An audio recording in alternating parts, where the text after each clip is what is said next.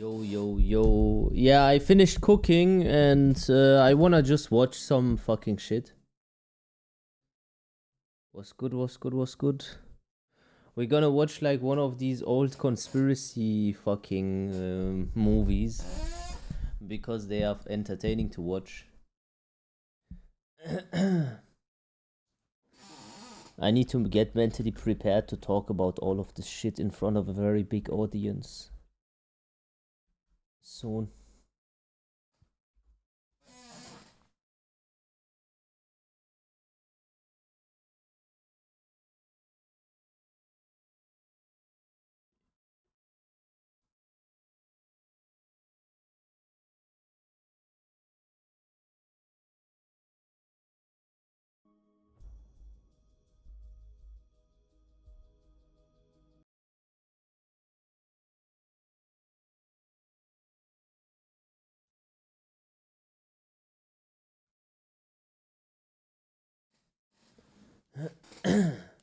Did you know that churches nowadays have this symbol for whatever reason? Why do you think that is? No, The Last of Us 2 anymore, bro, because I played enough and I just want to eat. The only reason I turned on the stream was because I can eat and watch something with you guys and then go sleep. Because I have to work tomorrow. Man, I need a noise gate. This shit is annoying, bro. You know, it's actually not that loud, but because my mic is on it, it makes it loud. Whatever. Yo, Ammar, what's up, man? What's up? Maybe I should remove my camera for maximum vibes. What do you say? Because this shit is like interesting.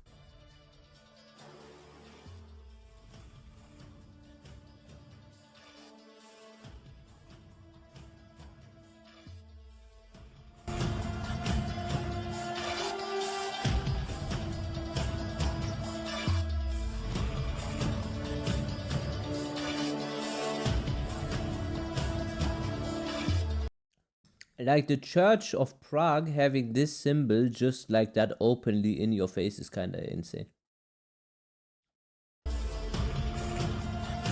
You aged 10 years by watching that boat scene?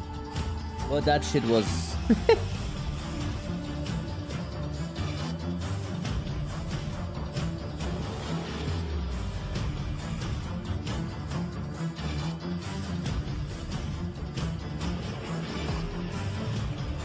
Someone should take the effort and to upscale this with AI.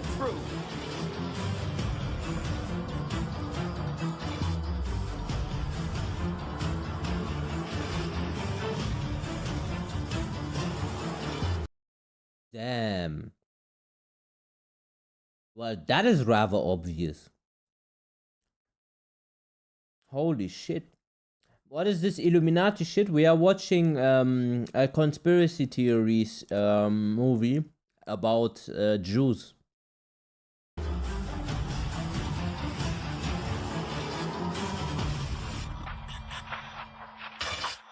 I might do it because my PC is strong, my new one. It was possible for me from an early age to enter what is the world of the elite and what to know as the elite. But mainly they work for a pyramid of power that ends up in Jerusalem and Rome. But mainly they work for a pyramid of power that ends up in Jerusalem and Rome.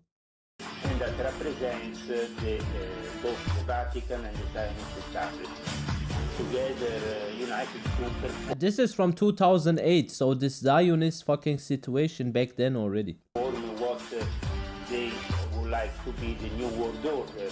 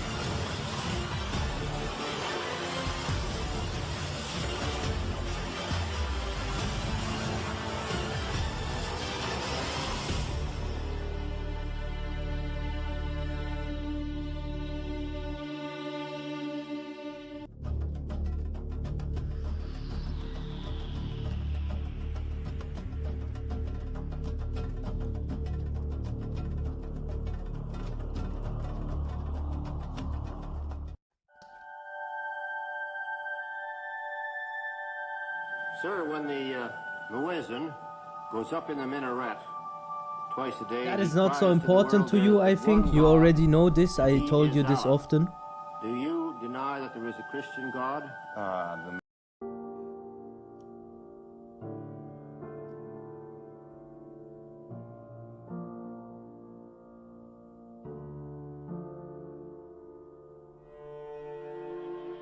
Now you may be shocked by these words, but I have eaten from the same plate, drunk from the same glass, and prayed to the same God with fellow Muslims whose eyes were blue, whose hair was blonde, and whose skin was the whitest of white.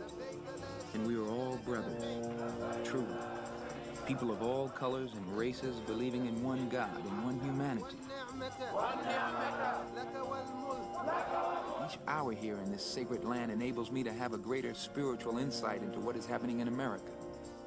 The American Negro can never be blamed for his racial animosity. He's only reacting to 400 years of oppression and discrimination. But as racism leads America up the suicidal path, I do believe that the younger generation will see the Hey, خلاص. writing on the wall. Assalamu alaikum, alaikum salam. Setzt euch, wollt ihr was trinken? Nein, danke. Trinkt was. Wallah, trink. Type, okay, ein Tee. Thank you, Ikari, for the raid. I am streaming currently a movie. We are watching a movie right now. But thank you for the raid, bro. I hope you had a good Tekken stream. Shibal Tekken. Oh shit, I need to go to the kitchen real quick. I forgot a sauce for my salmon. Wait.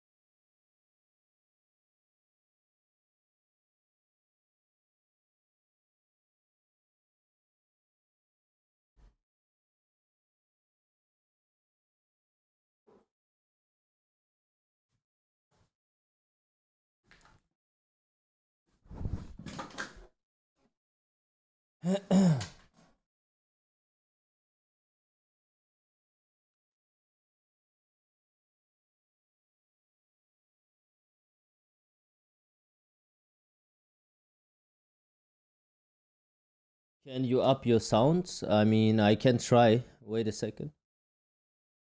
Let me see if I can turn it up.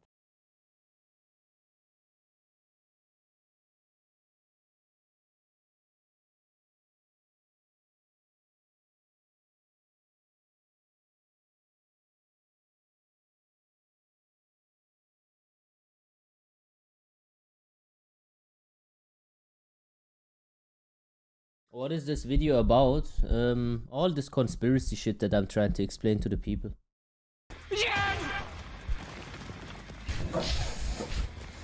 Yo, thank you, Döner Pater, for the sub. I appreciate it. And can you hear my voice now? Like better? Is it louder than before? I want to turn to the spiritual path of the truth. The only way left in this world to ward off the disaster that racism must surely lead to. In all honesty and sincerity, it can be stated that I wish nothing but freedom, justice, and equality. Life, liberty, and the pursuit of happiness for all people. Now, my first concern, of course, is with the group to which I belong. For we, more than any others, are deprived of our inalienable rights. But I believe the true practice of Islam can remove the cancer of racism from the hearts and the souls of all Americans. And if I can die having brought any light, having exposed any meaningful truth that will help destroy this disease, then all the credit is due to Allah, the Lord of all the worlds. And only the mistakes have been mine.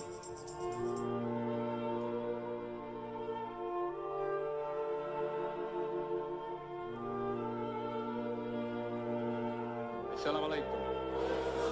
Get your hand out of my pocket! Get your hand out of my pocket, nigga! You better get your hand out of my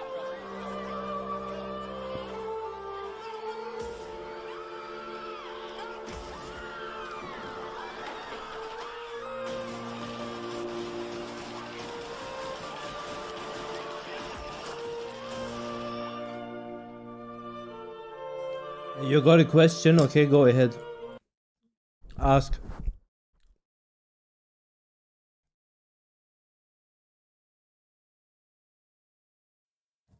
What is the question, bro? Genuine question. North Africa guy, Morocco, who wants to go to Germany for a better salary. Does Germany offer secure future or no longer? No longer. I'm honest, no. The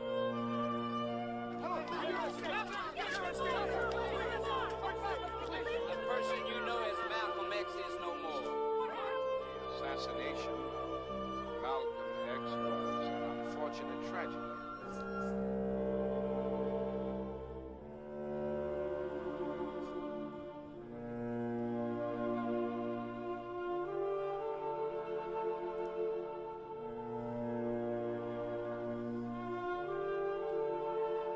Why did Malcolm X get killed?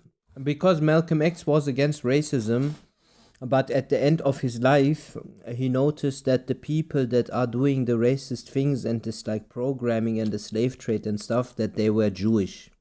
And then he started to talk about the Zionist control and that Jews control Harlem and stuff like that. There's like speeches about it on YouTube. Then he converted to Islam, and then he got killed shortly after.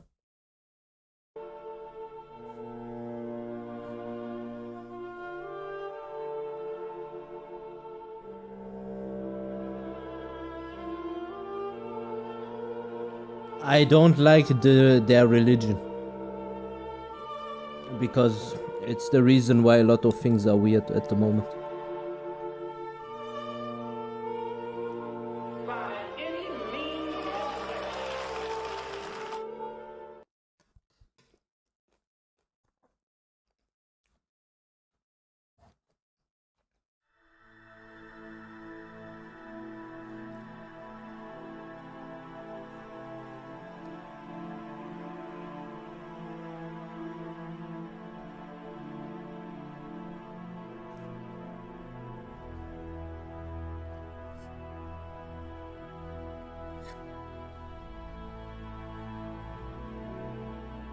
Germany.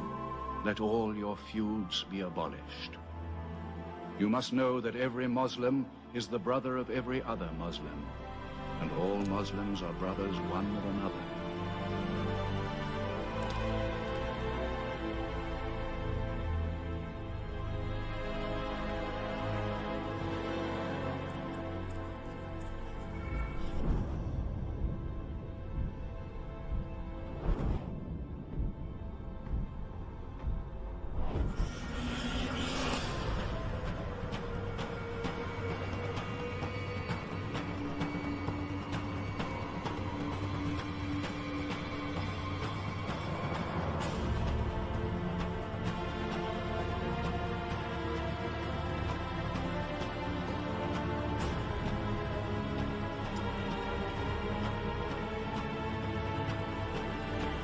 Yeah, this is also interesting. All the leaders of Islam got assassinated. All of them.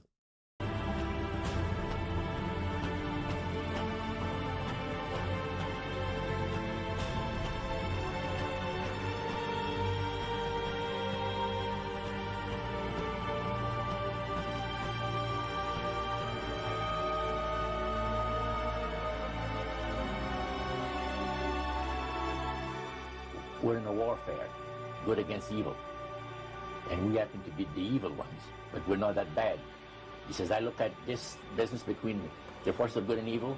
He says, you believe one person believes in God, and everyone believes in Lucifer. Yeah, this is what they think of the world, like a two-party system, just like the American, like red, like or blue, or left or right. They think Lucifer or God, and they choose Lucifer. It's crazy. It's like politics. Especially there was a painting full size, full length painting of the fallen Lucifer above his altar. And that was very fascinating because he looked like a man of great intellect, high forehead, the way that he looked with his eyes, the way he had the eyes looking. It gave you a depth of perception of somebody that is very, very knowledgeable and powerful. Solomon and David. That is a good idea.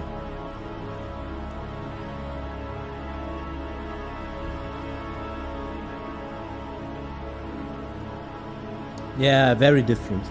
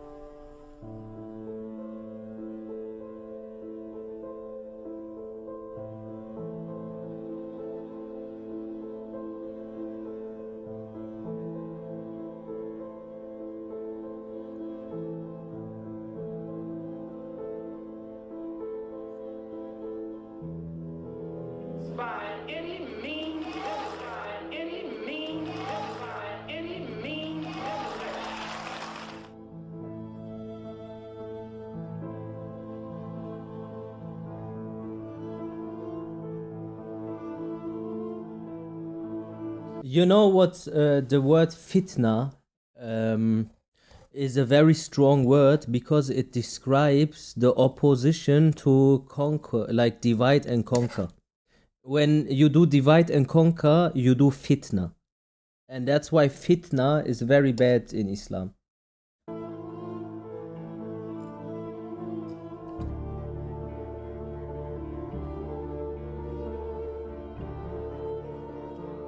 Yeah, the arrivals again, because I'm gonna have a podcast with Lucas Gage and we're gonna talk about the truth. And yeah, I need to get into the vibe again to give you like a heavy stream on that day. You can't handle the truth.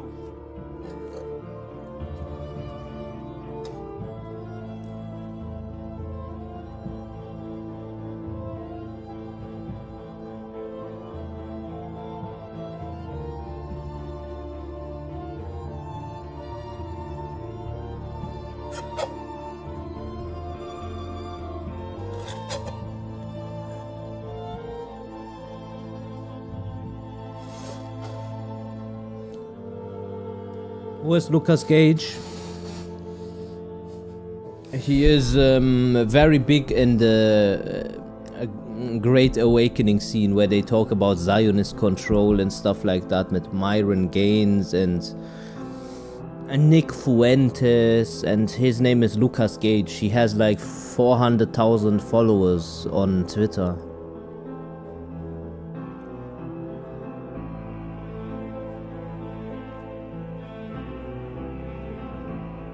So we're gonna talk.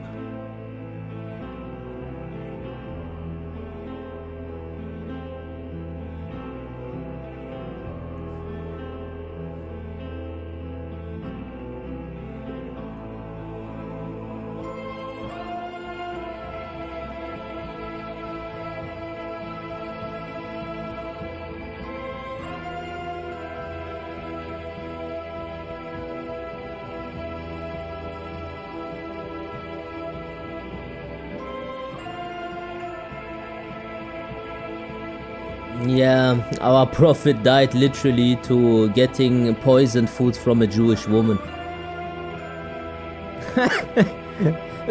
Reality is stranger than fiction.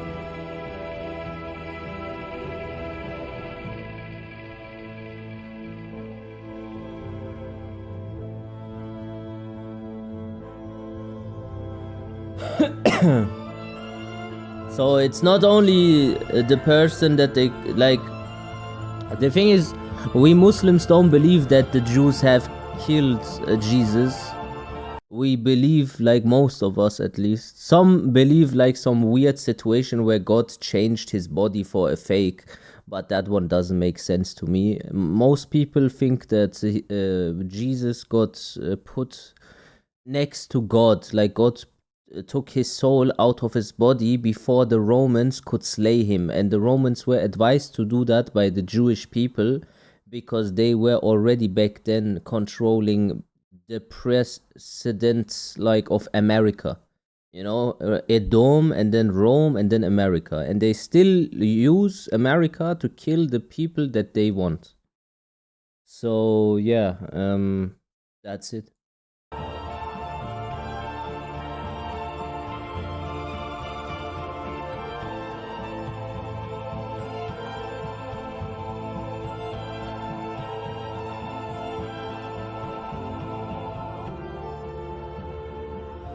This coming of the Mahdi thing is like some dude, some random dude that is like a little bit known, but he's not like particularly religious when you see him, and then he just kind of like turns into this person even though he was a normal person all his life. And he leads the awakening.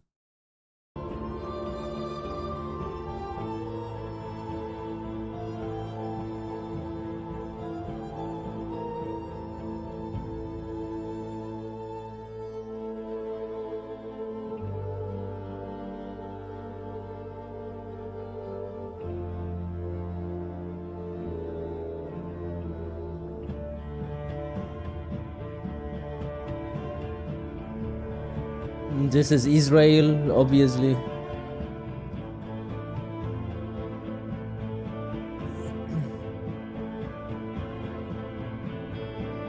With the prophecies came true, it is meant with the prophecies of Islam that closer to the end of times, when Israel basically falls, there is some signs that need to be fulfilled, some sort of like situations you will come across in the world. So a river will dry up, men will imitate women, and women will imitate men. You know, all these like satanic scripts, fornication will be normalized, blah blah blah. All the like lesser signs have been like almost finished, unless like that river drying up. And the last sign that finishes this like minor signs is basically the coming of one person that leads an awakening to turn the world up from upside down upright again. You know, like this Zionist control, he's gonna get rid of it apparently. And that is then the moment where the major signs come on, and from that moment on it goes very fast. You know, the last 2000 years was the minor signs time, and the next years will be the major signs time. Yeah, that song is amazing. I love this song also.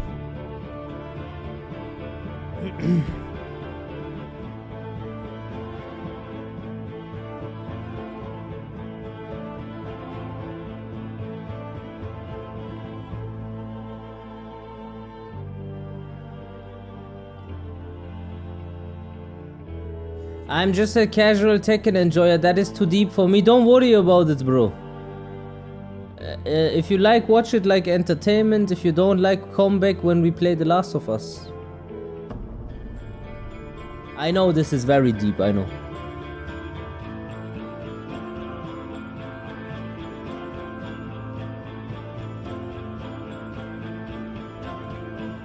So, for example, like, unfortunately, the black idols from back in the day got exchanged for Lil Uzi Vert and fucking, I don't know, Lil Yachty.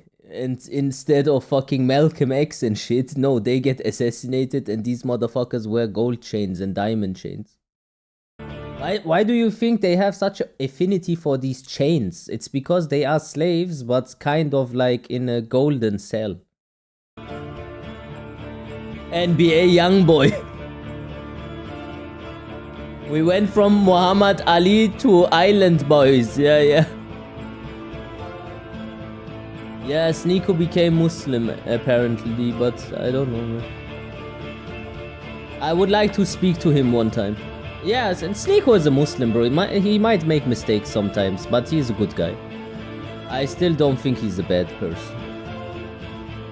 I think he just makes mistakes like everyone else.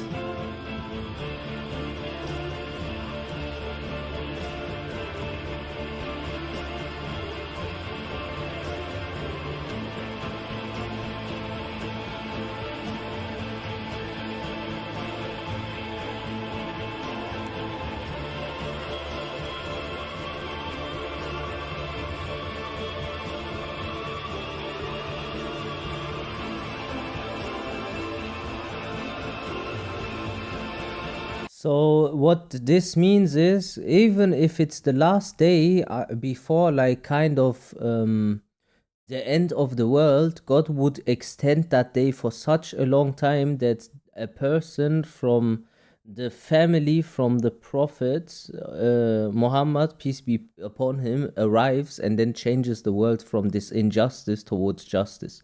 But you can not find out though on an effective level if that person is from this lineage, but we know that he will be from this lineage. Since over time, like this genetic pool is like 100, like how many centuries of like people loving each other and getting children, and then this person coming, you know, how do you track this? So therefore you have another sign where this person apparently will be known, and then he will go to Mecca, and then there all of a sudden shit kicks off, and then some knowledgeable scholars somehow will recognize him, and then there will be an army coming to Mecca to kill this person, because the people there say this is this person that they waited for.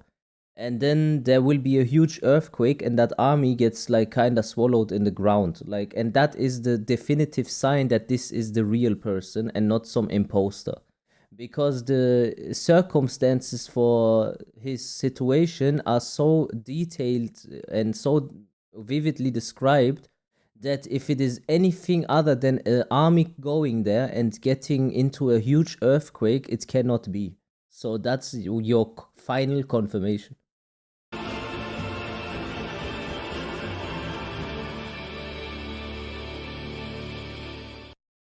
His mistakes are forgivable. He is still growing. Yeah, I think also Sneeko is not a bad person. Like, he makes mistakes. He is maybe a bit retarded sometimes, but he might make more mistakes in the future, but he is not like a bad person in the majority of him. Like, he is a net positive, then he is a net negative.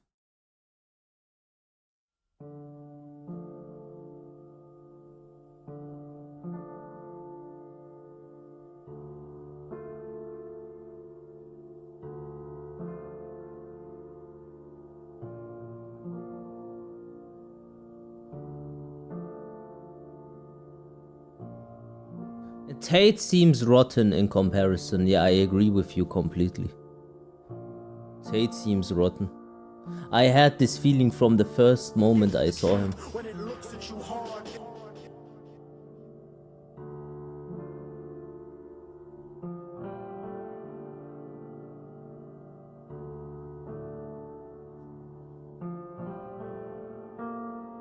Yeah, my final confirmation with Andrew Tate was when I found out that he has a personal rabbi. You know, when you are a Muslim, you know the truth. You couldn't have a personal rabbi. It's just impossible. Yeah, Fadibors apparently got banned, Kuni. I think like Blackheart made a YouTube video about him, that he's gonna get a lawyer and stuff like that. Yo, Zakishi, what's up? Yeah, small arrival stream because I've not been in this deep waters for a long time. I just wanna get into this mood again, you know? And then I am gonna be ready to talk with Lucas to explain to him exactly what is going on.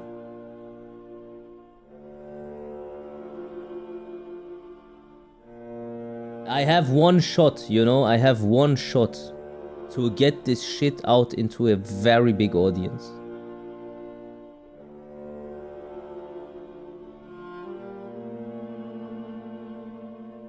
Do you have an estimate when Lucas talk will go down, bro? I guess in a week.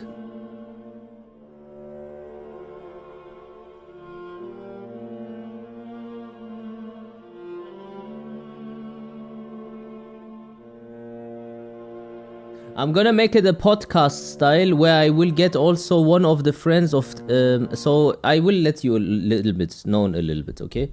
So I'm gonna do this podcast with one of the very good friends of Nick Fuentes, in case you guys know him, and his name is Tenryo. And Tenryo is friends with me, and he is friends with Lucas and all the other guys. And Tenryo said to me that he wants to put us into the contact, and he sent him apparently the files that I downloaded from the Israeli Defense Ministry about the mind control stuff that I tried to show you 1 year ago. Remember, where people thought this is like some bullshit and I'm crazy? And he looked it up, everything, and like it's legit and it's crazy. And yeah, we're gonna fucking talk. And it's gonna be also with the guy that brought Matt Chirino into the fighting game community, which is basically NYC Furby. That was the guy. And he's gonna help me explain a little bit how people like infiltration get banned by Jewish lawyers. And these Jewish lawyers are also like at the head of the biggest commentary like group, which is called Tenomedia, and then they jack everything that they can and no one else can commentate anymore. And then they have their inner circles, and if you don't shill to them, you get cancelled. And like it's really, really insane, guys. It's really insane. So we're gonna be 4 or 5 people, not at the same time, probably sometimes 1 person, sometimes 2, sometimes 3. But yeah, all these people are gonna come. How can I see those mind control papers? I posted the PDF one time into the Discord. So you can find it. It's not so wild. You can have the original one and translate it for yourself, or you can get the like translated version.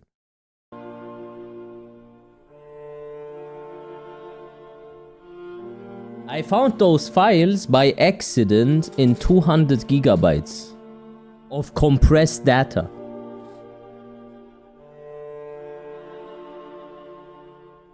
$200 gig. One file. In 200 gig, bro. If it was not on stream, no one would have believed me. One fucking file in 200 gigabytes.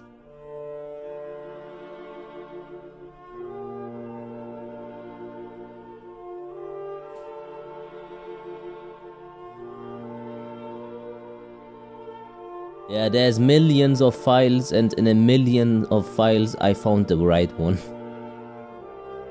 Speaking about coincidences.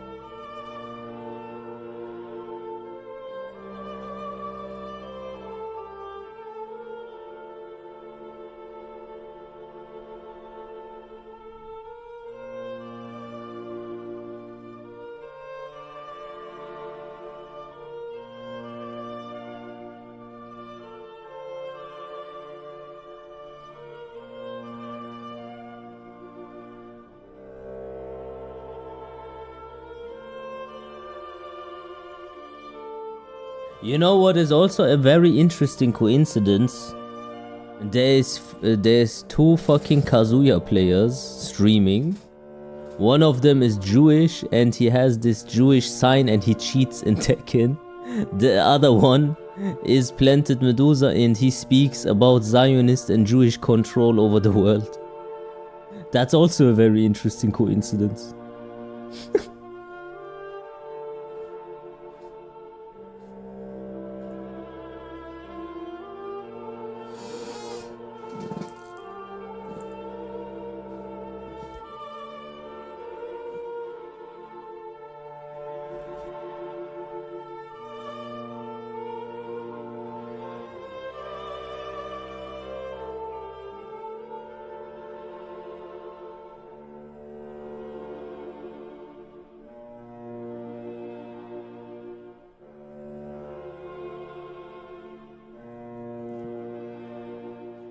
You know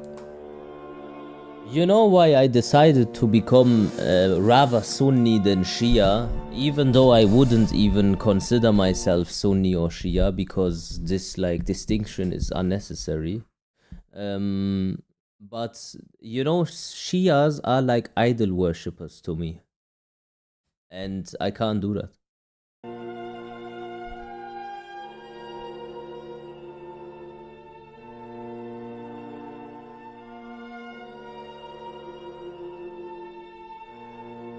Manuelsen?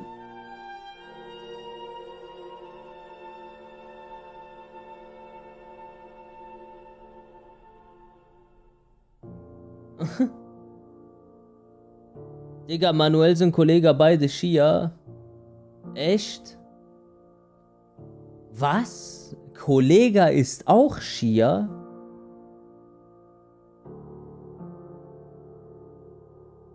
Als ob. I would like to start. Bruder, ich kenne Kollega. Ich habe schon mal mit ihm gesprochen über diese Sachen. Ich wusste gar nicht, dass der Shia ist. Scheiße.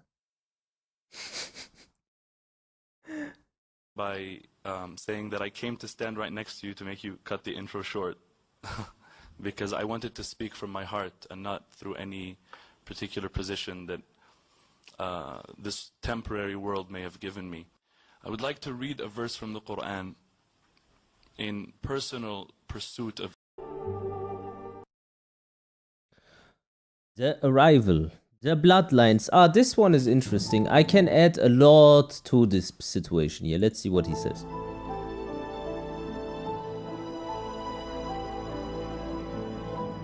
What's your opinion about atheists and agnostics? Well, I think atheists just need to realize that they are wrong because they can't disprove God and their stance makes no sense. Even from a like quantum physics type of situation where you can apply science to rather prove God than to disprove him. And agnostics I can understand because they just didn't care enough to research. So they are just in the hallway, but they didn't choose a door. They kinda know there is something, so they don't disregard this situation, and I would say that's way better than being atheist. You can't prove God either, mate. Well, I would disagree because you can see in the world, in everything, even when you break it down to like molecules, everything has the same structure and it's kind of like a frequency. Plus, you have like no coincidences in design. There is too much design. You can definitely see like prove with science, definitely. And even when you say like the Big Bang theory that the world came from that point on, yeah, but who did the bang? You know, who did it? There must be someone that did something. Compute sounds like a computer program as well. Well, because that's not so wrong, because you are living kind of in a holographic simulation where your like perception creates physical matter by observing it. And when you like watch around you, you just see a glimpse of this simulation you are living in because you only see like 0.1% of the perceivable light. And when you look like at a tree, that's not how a tree really looks. That's just your decoding of the matrix. You know, your brain, your organ for watching something is able to compute of this frequency a certain bandwidth. And if it exceeds that bandwidth, it just disregards more information. And therefore, you just seen a broken down version of reality currently. Same goes with sounds. Talking a lot, but saying nothing at all. Are you sure? Did you even listen to what I said? Because this is science. This is not something unreal. It's called the double slit experiment and quantum physics. String theory. Are you listening to yourself? I mean, I am talking and I'm looking what you are writing. Burden of proofs on you, kiddo. Okay.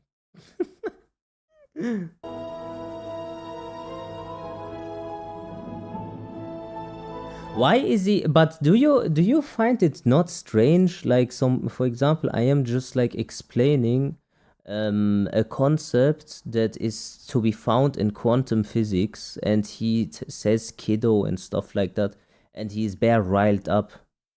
You know, he's like so emotionally touched. It happens so often when you talk about God, and atheist is in the chat, he feels attacked.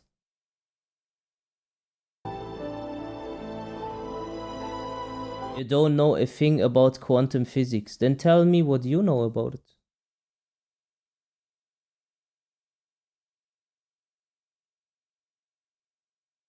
So you wanna tell me the double slit experiment is not real?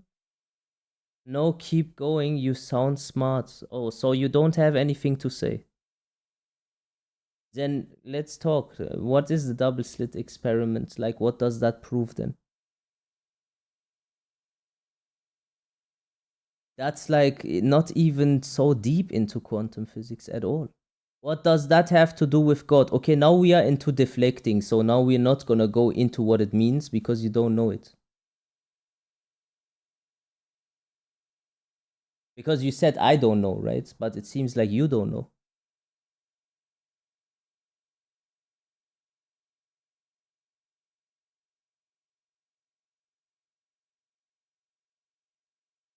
You ramble and can't explain any connections. And you are continuously just deflecting. Can you answer one question? I answered all your questions so far. Lil bro.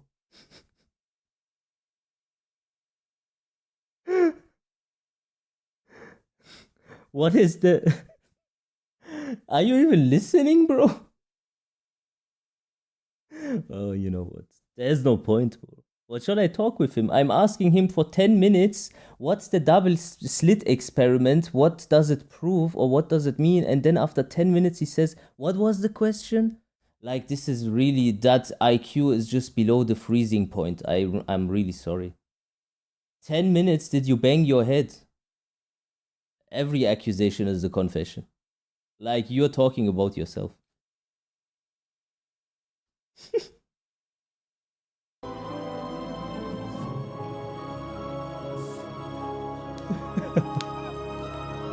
Did you like it?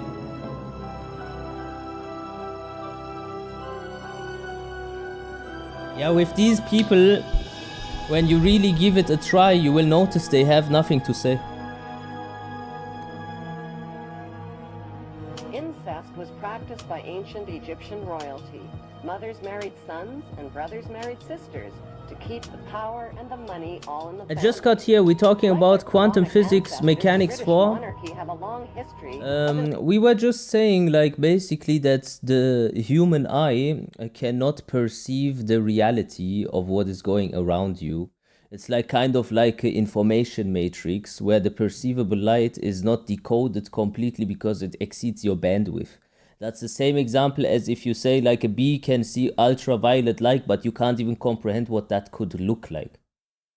And this is across the board, and I'm just explaining like how your brain is just a decoder, but very limited, like a PC. You know, like you are like in some sort of PC. Yeah, that's true. It's simple as UV not being able to be seen. Yeah, and the bandwidth is so large that we only see like a glimpse of it, not even 1%.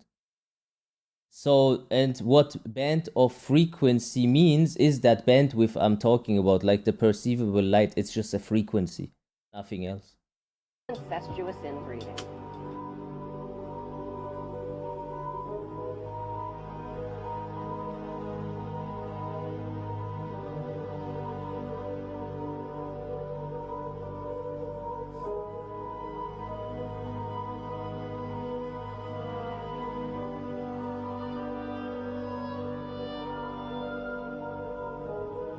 Yeah, the other ones are not even. The point is you can't prove or disprove God, that's why there is a discourse.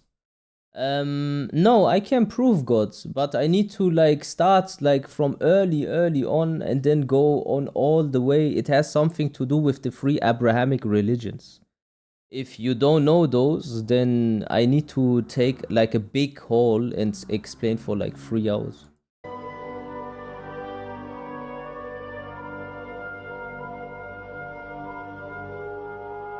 So, for example, you know how easy it is also to prove that there is a satanic force on this planet, because like the world is like yin and yang.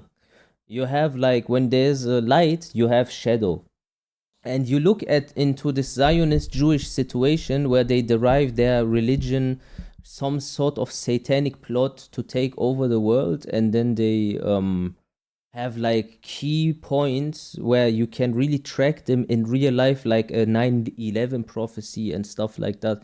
And they apply this, and then you realize there's like a whole like people that have this like situation, and they are powered by some force that is helping them and giving them these ideas. You would come to the realization that when they sacrifice all these children and stuff and all this horrible shit that happens, Epstein and things like this, there must be God also. Because if there is bad, there is good. Nah, satanic forces, it's just human greed. That's just a very superficial way to see it. Transmission of ideas doesn't prove God either. Okay, so you are sure that you, like, what kind of like proof would you like to have in order to recognize that there could be God? Like, at least you are at the point where you say there could be God, but I can't prove it, right? So, when you go into the Sahara and there is a lot of sand, the wind is not gonna assemble the sand in such a way that you will have an IKEA kitchen and a palace and a toilet with those Japanese fucking like washing things. So why can that work though for our world? So why is there a design in every single thing around you in detail, and we say that this is by coincidence? But if there would be a sandstorm and there would stand a sand palace all of a sudden out of just mathematical possibility after some time, then, well, you would call this stupid.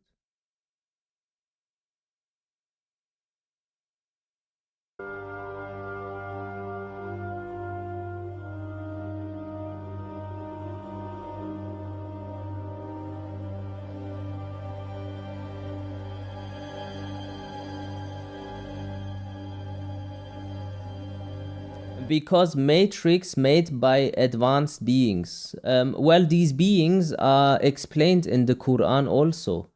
It's not like we believe that there is only humans doing this. We believe that the Zionists are powered by a satanic force which we call also jinn.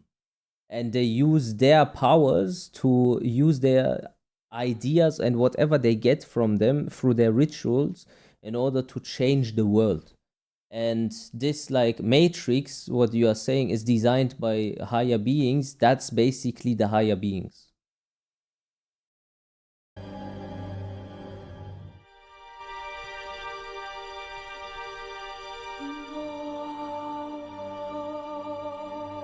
There are many ways in which God could exist, but it cannot be proven. Bro, if you can disprove the fact that, for example, okay, let's explain to me this situation. The prophet of God is like, okay, the covenant comes down of God, yeah? It is first with the Jews, they go on the wrong path, and then the Christians come and some like deviancy happens with them because they get fucked by Paul and he leads them astray and stuff like that. And then the last prophet comes in between. There was obviously Jesus, one of the greatest prophets of all time that will also come back. And then you have like Prophet Muhammad as the last prophet. And he is gonna just explain like what's going on, what God is telling him. And then we have the Quran, and then in the Quran there is like information about the future, and then the hadiths where the prophet speaks about the future in such a explanations like and outcomes of wars and like in so much detail the future is explained that it cannot be by a human coincidentally. It's so explicit what happens, you know? It's so explicit and it's just a miracle, you know? You should do stream where there is explanation of how jinn and devil work. Was Paul in Old or New Testament? Paul was basically the guy that he was actually Jewish, and then he went through the like a sandstorm or something, and then he got like visions. He said that himself. He went to the Christians and then introduced all the stuff that you see later where they say that Jesus died for their sins and that they just need to believe in Jesus and then everything is forgiven. There is no repentance anymore and it's like kinda do what thou wilt. You know, do what you want as long as you believe in Jesus. But Jesus is a prophet of God and God doesn't want you to do whatever you want. He wants you to fight internally in order to prove yourself.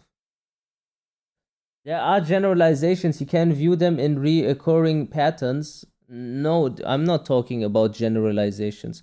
I'm talking about the Persians and the Ottoman Empire and how that went out in history. That is described in Islam. How did they know?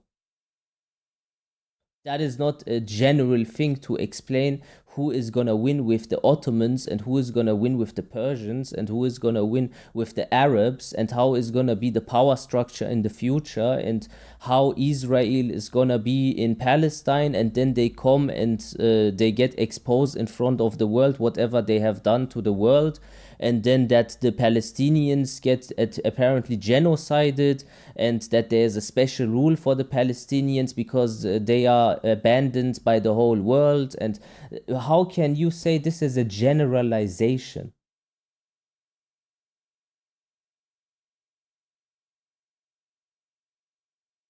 $2,000 like into the future.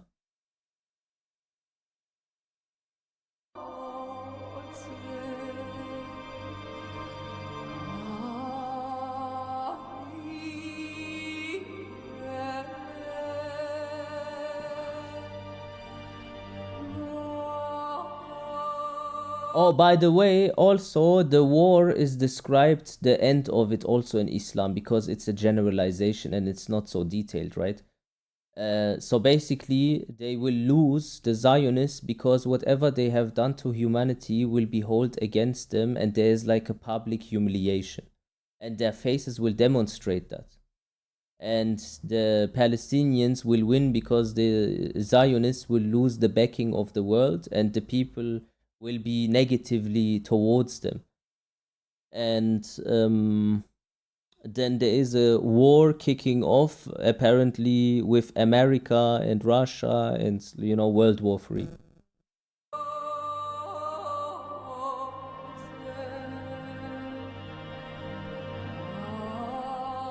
I don't understand the books, to be honest, but there are people that got arguments against it. I didn't read them, so...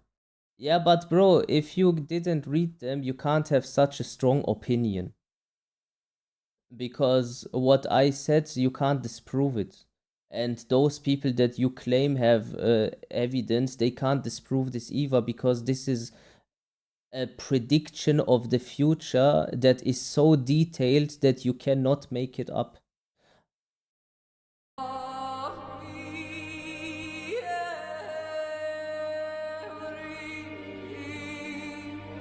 Medusa, a dumb question. I know tough times create strong human, but child sacrifices and many horrible things exist. If God, why let this slide?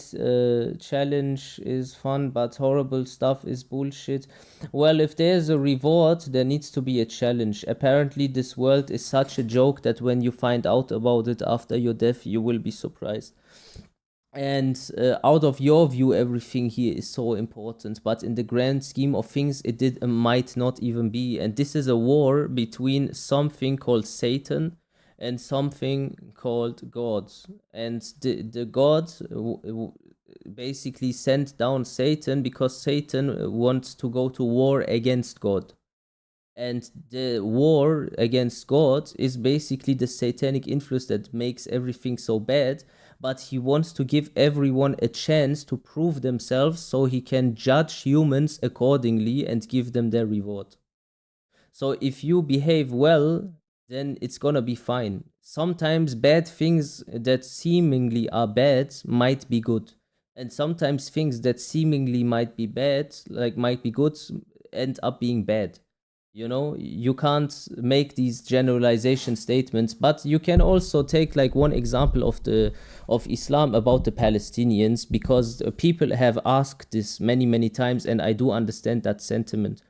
They asked if God is just, why would he let the Palestinians to go through all of this suffering? And the answer is basically that the Palestinians are like a sacrifice for humanity to wake up.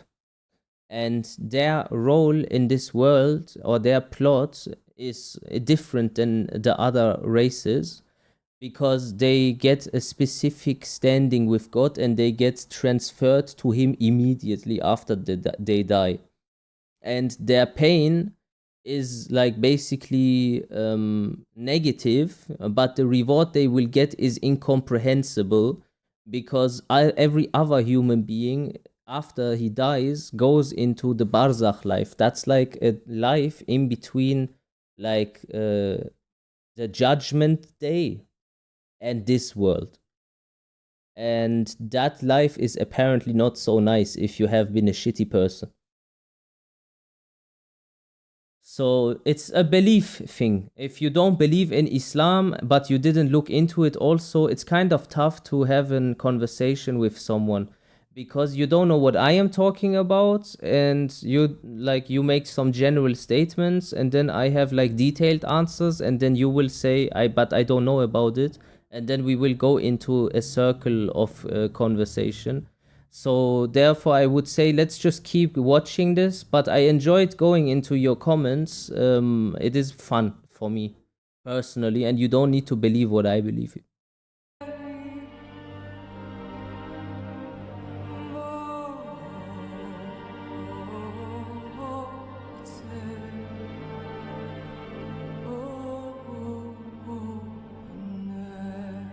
Yo, Excel, what's up, man? Beat away from the presidency is actually a blood relation. I love you, bro. You know, President Bush's I love you, man. ninth cousin once removed. Cheney's cousin Barack Obama is also Bush's 11th cousin. President Lincoln was President Bush's 7th cousin 5 times removed. And Bush shared more than just a ballot with John Kerry. That's right, they're 9th cousins twice removed. How about self-deletion? How is that considered?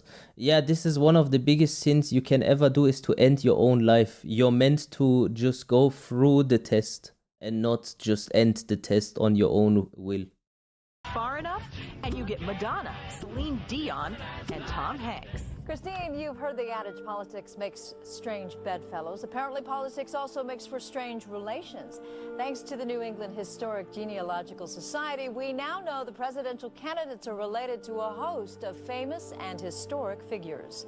So all these presidents, even though they might seemingly look different, they all have the same family tree, and it's something that the Jewish people believe in. They see presidents as warlords, and they come from a specific lineage of Christians, but these Christians were Judeo-Christians, and it's back to be traced to Janus the Two-Faced. Janus the Two-Faced is a leader of the people with two faces that laughs to the people and looks into the other direction with an aggressive face. And yeah, that's the symbolism there. Therefore, this family tree, obviously, they have like Obama and Bush, for example. They are like distant cousins and stuff like this. This is how this can be possible, that they are all related. This primary campaign. I opposed this war in 2002. But do you know their relatives? Obama is distantly related to 6 presidents. George W. So Obama himself is related to all these motherfuckers here, yeah? From George W. Bush till fucking this Lincoln-looking ass. And I don't even know who that motherfucker is. I don't know the beginning ones a little bit. I forgot the names. Anyways, I think that's that Washington guy. Anyways, this is the situation that you're in. Yeah, this is all a big bullshit show. And when you go vote and all of this shit, then you can go fuck yourself because your vote doesn't mean anything. And even if someone gets elected that they didn't want to, that's also their candidate. So at the end of the day, it doesn't really matter if it is like Kamala Harris or fucking Trump, because they are both working for Zionists. And George H.W. Bush, Gerald Ford, Lyndon Johnson, Harry S. Truman, and James Madison. Obama's family tree also includes Sir Winston Churchill and Civil War General Robert E. Lee. Obviously, Winston Churchill, one of the biggest W's for the English people, where they think this is a hero. But this guy had debt, you know. Wait a second. Distantly related to 6 presidents: George W. and George H.W. Bush, Gerald Ford, Lyndon Johnson, Harry S. Truman, and James Madison. Obama's family tree also includes Sir. So you have Sir Winston Churchill. Sir Winston Churchill is in charge of one of the biggest genocides in history in India. No one talks about this. He is also a gambling addict, and he was owing a specific family a huge sum of money. And that family was the Rothschild family. And then the Rothschild family forced Winston Churchill to attack Germany in order to stoke the war and make it break out finally, because they wanted it. Winston Churchill and Civil War General Robert E. Lee. Thank you all. Thank you. She's also related to beatnik author Jack Kerouac and the wife of Prince Charles of England. John McCain's ancestry was more difficult to trace, but it's known he's the 6th cousin of First Lady Laura Bush.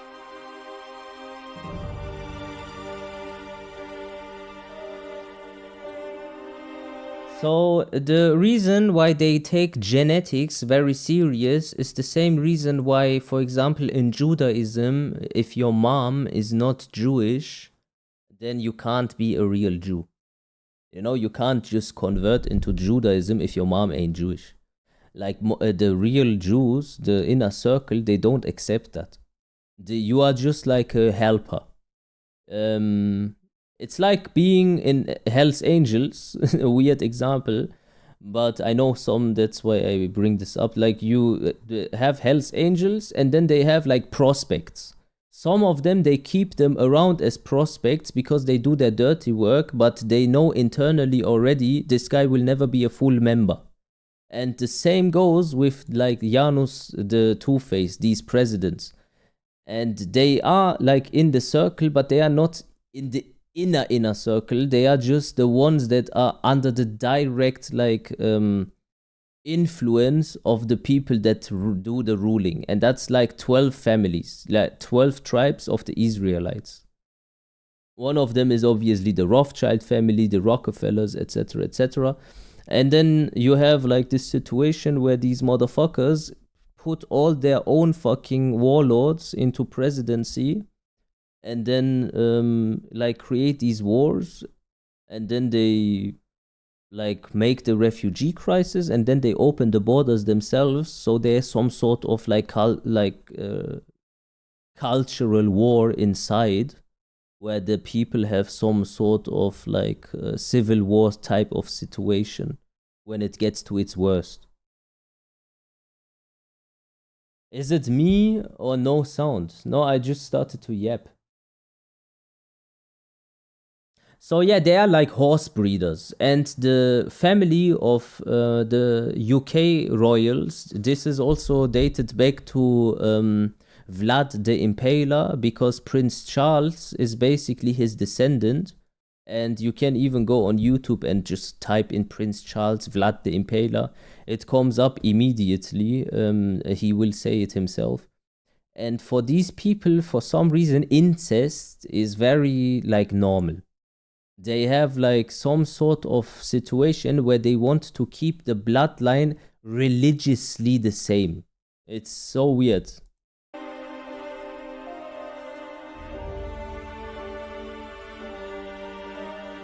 Dark Lord Sauron forged in secret a master ring to control all others. And into this ring he poured his cruelty, his malice. Isn't that what the Ashkenazis did? Not real, just decided once they, yeah, let's be Jews. You mean the Khazars? The Khazars are the ones that you're talking about. That was like the kingdom of Khazaria, and those people had such a degenerate like society. The European Jews, yeah, that's the Khazarian ones, not the Ashkenazi ones. The Ashkenazi ones are a bit different. Then you have the Sephardic ones. I know the script. Well, yeah, it's no problem. But the thing is with them, they had like this kingdom of Khazaria, and they were like mercenaries, and they had no rules in their kingdom, and everything was allowed. Killing, stealing, like raping, pedophilia, and their king got so upset with his own kingdom that he like decided one day that they are gonna pick like one of the Abrahamic religions by luck, and they just happened to choose Judaism for some reason. This is the official narrative at the moment, by the way. And they became then, the Khazarian Jews. And the other Jews, they don't consider them as such because they don't have any lineage that dates back to the Israelites. And that's why you cannot make a DNA test in Israel unless you go to a court system, because when those Khazarian Jews make a DNA test, they will realize they have nothing to do with those Semitics that they claim to be.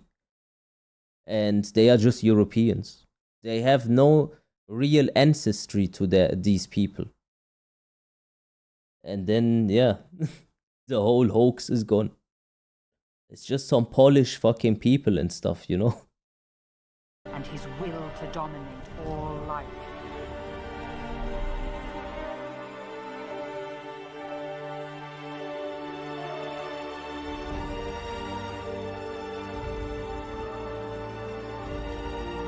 And now check this out. In the Second World War, in the Holocaust, where they say 6 million. 6 million, this number, they used this number before the first person even died in America, in their news and in their newspapers. And you can look this up. So the 6 million number was already mentioned there. And then the Red Cross officially then stated after the war that apparently there was like 240k casualties or something like this. And then it got swept under the rug for some reason. And that's why nowadays you hear the Red Cross is anti-Semitic. Did you ever hear this? So then the Red Cross basically redacted that statement then under some pressure. And you had like a situation where apparently 200k had died, and mostly of these Jews, they were these European Jews, not the Semites, you know? And then you look into the Talmud, it says when we can advance our goals, we might sacrifice one of our own. But their own, they mean these Ashkenazis, they sacrifice their own kind of people if they don't have any blood ties to them.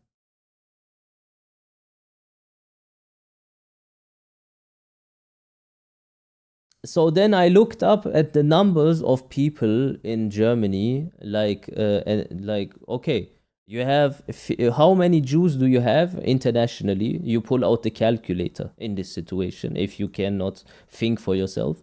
And then you realize, okay, they had like 15.7 million Jewish people on the planet.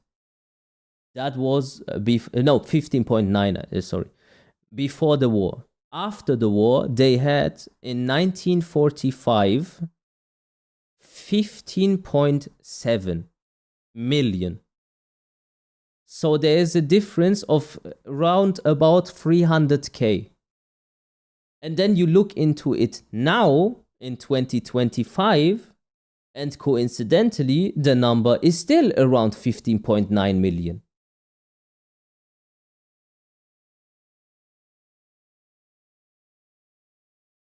And now you are supposed to think for yourself. There's like only two options from this point on, because the numbers don't lie. Either there's way more of these people than they actually claim, or they religiously don't let their count of people expand beyond a certain degree. And then I tried to understand, like, okay, if we say they are like not gonna let themselves become way more, there need to be around a specific number, then there needs to be a specific number for us. And there is one. Their specific number, when all their plans are over, is 2,000 like Gentiles on one Jew in this equation. And then you'll be like, okay, so the world population goes up from 2 billion to 8 billion. But the Jewish people stay 15 million always.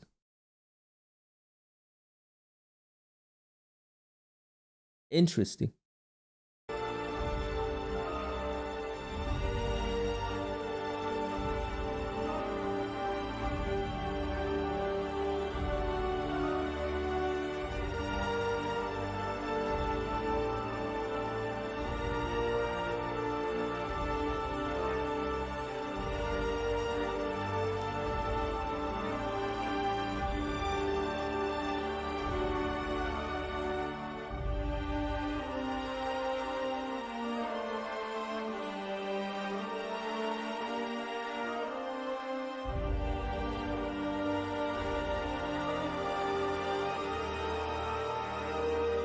And now here comes the crux of the situation, because most people stop after finding this out and after being like, okay, Hitler was against some Zionist control over the world, apparently. So you have the situation that the person that gave the Jewish people Israel finally, or Palestine, to them was Adolf Hitler. That was the person. He did like a treaty with them. He kicked them out of the country and he sent them all to Palestine because they didn't want to go anywhere else. And they didn't want to have his first suggestion, which was Madagascar, unironically. So yeah, they just wanted to go to Israel, and the Palestinians, when they arrived, they said, "You are our last hope," this and that. You know, they came with some boats, and the Palestinians, they are very good people. They accepted them because they thought they are seeking refuge from oppressors. And since there was some Jewish people there living, the real Semites, they were like, okay, we're living with these people for a very long time. Everything's fine. We can save them. So they let these Satanists in, and then they steal their homes. They kill them. They start to take over with the Stern gang. Then you have the creation of the IDF, and the son of that person goes to America and makes the Church of Satan with Anthony Levi. And the rest is history.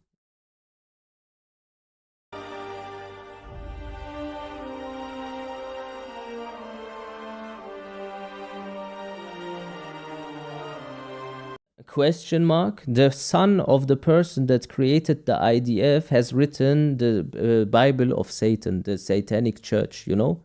And the person that made the Satanic Church in America is Anthony Levi. And when you Google his early life, you will find out that his parents are Jewish.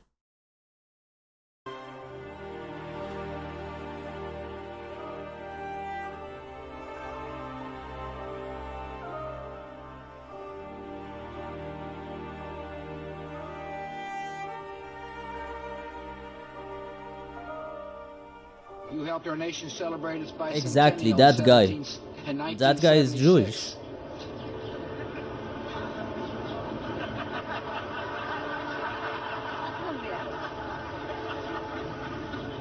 She gave me a look that only a mother could give a child. I will try to look it up for you, Kate. Only a mother could give a child. Only a mother could give a child. You know, when they say a love that only a mother could give a child, they say that quite often sometimes, these guys. And don't forget, they are horse breeders. What does incest mean? They do it with their moms even. These people are just sick. You know, Epstein Island and all this fucked up shit is not comprehensible to a normal mind. But these people are psychos. They don't care about like how old, nothing. They just go on Epstein Island, do the most horrible things you can ever imagine, and then implicate stars with this situation as well. If they don't get caught up with Epstein, they get caught up with P. Diddy because he promises them to use his label and his connection to the Zionists to put you on. But then you need to do some gay shit. And then you go into the fucking freak-off parties with P. Diddy, where the children there are also, and then they have you at your balls, because they have a camera in every room, just like Epstein Island. And then, well, you get blackmailed, and you're supposed to fucking talk and rap about the things that they want you to.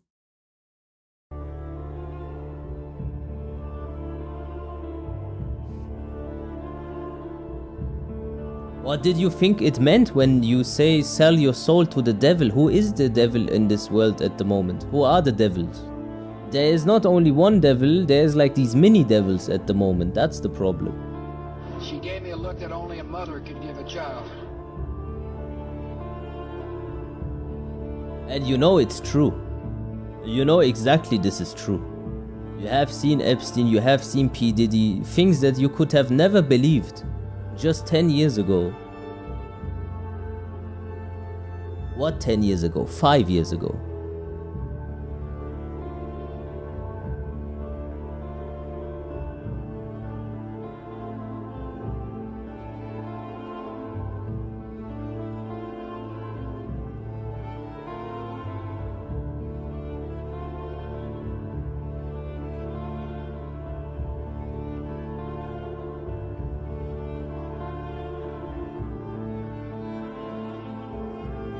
Do they consider Palestinian blood halal? They consider apparently goyim meat like they don't need to be, it doesn't need to be kosher. Just from a religious point of view in the Talmud. Quite interesting. And they consider them human animals. The term for it is called goy or goyim. And that's all you motherfuckers, including me. We are like just animals in human form that are there to serve them. Of interbreeding bloodlines. What I call it, and what they call themselves, the Illuminati, which comes from the illuminated ones. So the Illuminati, which comes from the illuminated ones. When you go into like the reports and what they say in their ideology, etc., and Freemasonry, you will realize that this is just an extension of Judaism, and the Kabbalah that you hear always is referring to something called Jewish Kabbalah mysticism. And it's like one of their key books in their religion. They have three. They have the Torah, they have the Talmud Encyclopedia, and they have the Zohar plus Jewish Kabbalah. And the Zohar is kind of with the like Talmud, and the Kabbalah is standing for itself. It's like about magic. Have come through history. And as people began to reject overt in-your-face dictatorship, they became the people who ran the system. It's all about genetics to these people. They're like horse breeders. Yeah, he's right. He's right. Diana basically called herself the Windsor's brood mare. He's right. She was brought into the web merely to be the vehicle to give birth to William. You'll look at the Bushes and people like that, and they look like you and me. The key element is what happens beyond the realm that we can see. This is what the Illuminati bloodlines really are. They are vehicles for Yes, Jake. other dimensional entities to manipulate this reality. So when he says they are vehicles for other dimensional beings to manipulate this reality, in Islamic terms, this would mean that they somehow are in communication with jinn through rituals. And these jinn are helping them fulfill a satanic plan. So in Christianity, you would refer to these jinn as demons. To understand it, you have to research so many different subjects and then fit the strands together before you go, wow, so that's what it's all about. So when you look at the Not sure. story of Diana, it's not just about what's happening now, what happened in 97. It's also going back again to Babylon, places like that. The goddess Diana was an ancient... What consider sihr in Islam is normalized in Judaism? Yes, sihr, basically, the origin of sihr is when two angels went to the Jewish people as a test, and they introduced to them black magic, but they told them, if you will learn this, you need to do like a sacrifices, but the result of it will be you not being able to enter like heaven ever. And they rather choose to learn how to do black magic, and that's sihr, and that's all these like weird child sacrifices and all this crap. Goddess, which was another name for the Babylonian goddess Queen Semiramis, the goddess of the Illuminati. Yeah, Bavarian Illuminati is Jewish. One of the groups of people that worship It's the same. Diana. Why? Okay, let me explain to you something with Illuminati, yeah? So, hello guys, my name is Planted Medusa. And you see this triangle and with the all-seeing eye. What do you think is the reason? Like, why do you think this is specifically the all-seeing eye is the symbol of them? The all-seeing eye and Illuminati is coming from the Egyptians. And the Egyptians, they were back then already devil worshippers. And their leader was Pharaoh. He was one of the most cruel dictators of all time. So you have this like all-seeing eye, what they appease to, this like sun worship, which is an extension of Satan worshipment. And this eye that they are waiting for, and the $1 symbol, this is now very important. I thought Egyptians and Jews were enemies. Yes, they were enemies, but you have to understand the Jewish people were not the same Jewish people that you see today. You had good Jewish people, they had the covenant of God, and they got infiltrated by a satanic force, and they got like basically eaten up from the inside out. Jesus came in order to put them on the straight path, and they rejected it and killed him, and that's why now it has nothing to do with it anymore. It's just Satanism. And back then, the Jews were the good ones, and the Pharaoh and those side were the bad ones. And these bad ones have tried to kill them, and then they got saved by God, Moses, and everything like that. But then they got led astray because Satan will try to influence people into becoming bad. And if they become bad, then it is what it is. Bro, correction. Pharaoh, he claimed to be God himself. Yeah, of course, I know about this. I just didn't mention it. he was a big dictator, but he also said that he is God. So basically, Firaun said, I am God, but you have to understand when Firaun says, I am God, it's not like Satan is not there. It's just like Satan is influencing this guy. And the things that Satan does, he doesn't do it only through Firaun. That's important. So you have this situation, then the Jews, they try to like flee and everything, and then they get corrupted, blah, blah, blah, and now we are here. And the $1 in God we trust, you know, it says in God we trust, the $1. You have a triangle on the $1 where the tip is cut off. The reason why the tip is cut off and the all-seeing eye is in the cut-off tip that is slightly levitating above the other side of the pyramid is because they need to make the world in a specific frequency, in a specific state that is described in the Talmud with non-binaries, LGBTQ and stuff like that. And then they can have a messianic kingdom where also 9/11 happened and stuff like this, because these two tall towers in the land of Edom need to collapse, otherwise it doesn't work. And the children of Esau and Ishmael need to mix because they need some civil war type of situation in Europe, so basically the Christians and the Muslims. And then the Messianic kingdom is apparently completed, and there will come some sort of person that will claim to be the Messiah and will claim to be Jesus, even though he's a fraud. And people that don't know the script will probably believe him. And that is basically the all-seeing eye manifestation. That's when the tip comes on the bottom. And he will only be able to see on one eye. What are your thoughts on people doing veneration of death? I don't know what that is. Veneration, sorry. The Antichrist. Yeah, we call him Dajjal. Christians call him Antichrist. But what is the definition of Antichrist? Antichrist can also be people. And the Jewish people are Antichrist because they say that Christ or Jesus is boiling in shit in hell, and that his miracles were from the devil. Everything is upside down with them. So that is the definition of being Antichrist.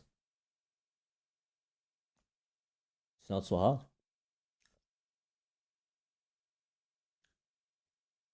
The goddess, and did their rituals to her, were called the miracles. Do you find this interesting? Bro, I can only see by my left eye. Yeah, don't worry, you are not the Antichrist. I'm not good. Merovingians. The Merovingians are one of the, if not the, key... Adam Weishaupt. Yeah, I know Adam Weishaupt. Whole Illuminati network.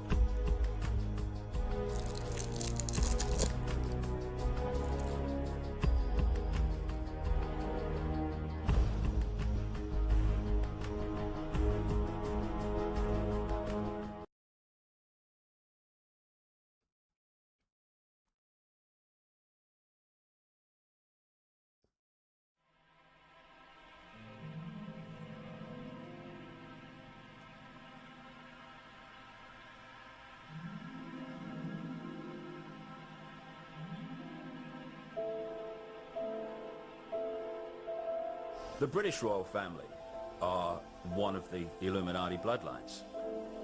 It's all about genetics to these people. They're like horse breeders. Diana basically called herself the Windsor's brood mare, as she was brought into the web merely to be the next pope to give birth to William. I heard something about that, yeah. It's called the Black Pope, right?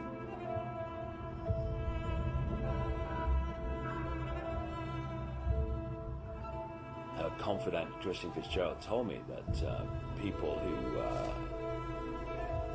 did not support these black occult networks that controlling not just Britain, increasingly preserving bloodlines, more like inbreeding. Yeah, it's inbreeding basically. Warning her that she because whatever is like Listen, there's like some things humans are born with that they can recognize this is not normal.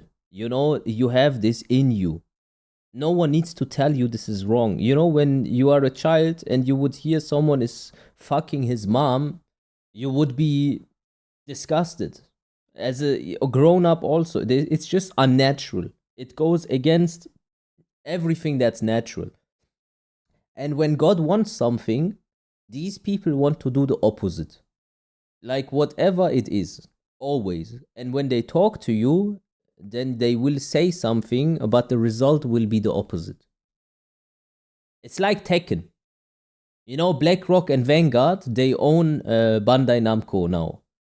I showed this already. You can Google this and use Grok AI to find out. And then they will say, on a very like superficial example, hey, we're gonna make it more defensive, they make it more offensive. Then you say to them, you want to have less 50-50, they give you more.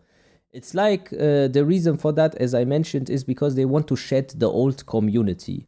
But the way they do it and why I could recognize it so early was because it felt like I am dealing with Jewish people. And after I found out that BlackRock and Vanguard have the majority of shares on Bandai and they want to apparently turn it into a gacha game, I understood the assignment.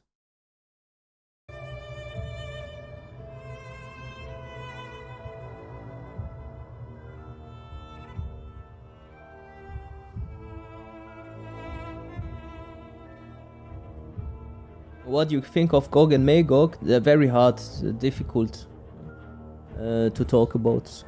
Yajuj and Majuj. I don't know.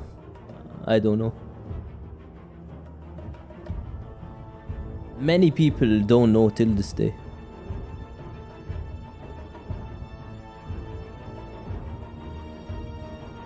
So Celestials own BlackRock and Vanguard. Yeah, all their CEOs and presidents of like BlackRock, all Jewish. Diana's death, do you know anything? Yeah.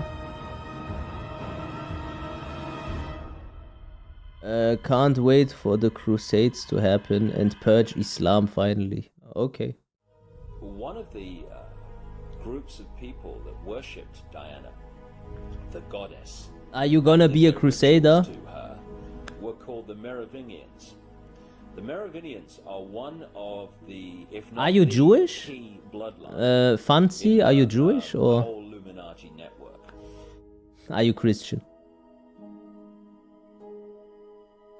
So this one is very important also. So this one is basically Lucifer, like the Statue of Liberty is literally Lucifer. On his legs he is like chained up and he is like on a hexagram, I think he's on a star. And the picture of Lucifer that was drawn, that is in the mansion of the Rothschilds, Jacob Rothschild to be precise, so Mr. Burns. He has a picture of Lucifer's legion rising, and it looks exactly like the Statue of Liberty. Very interesting key note here. Another one that you need to pay attention to is a little bit this one here. This one here is Janus the Great. This is a special like cross. It's like a relict of the Templars even. I need to think real quick how it is called because it has a special name.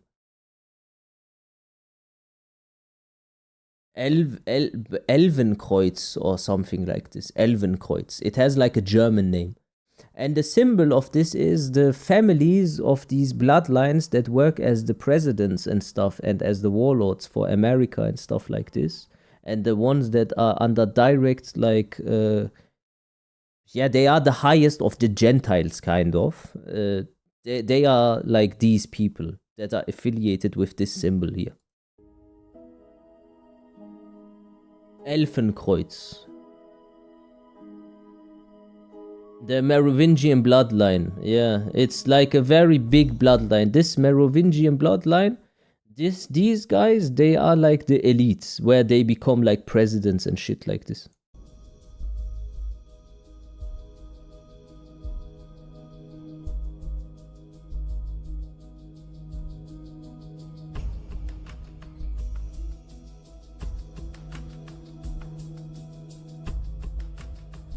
And the reason why they call themselves Illuminati in the first place is actually so easy once you know, because they say that Lucifer is the light bearer. And when they are under his supervision, then they are illuminated by his knowledge. And then you have like a branch of them, it's Freemasonry, it goes until the 33-degree Mason, and that's like for kind of the stars, you know, LeBron James and all these motherfuckers, Jay-Z and stuff like this. They do like these horrible things, this and that, for money and fame and everything. But they cannot go beyond like the 33-degree Mason. But on each level of Masonry, they get illuminated. They will let them know the script of the world a little bit, you know? And then the worse they get, or the more wicked they get, they are kind of promoted. And that promotion doesn't exceed the 33-degree, because that information past that point they are not allowed to have, and they accept it because that's when the Jews come. The Jews are beyond the 33-degree Mason.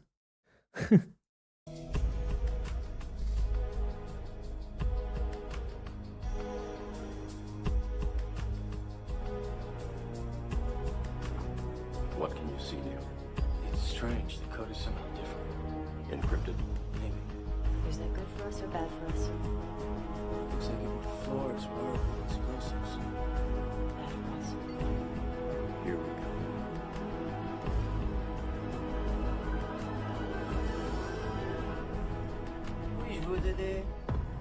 Yes, we are here to speak with the Merovingian. Of course. He has been expecting you.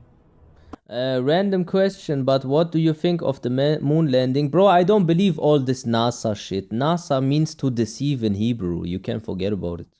Don't believe anything that comes from NASA. Nothing. Follow me.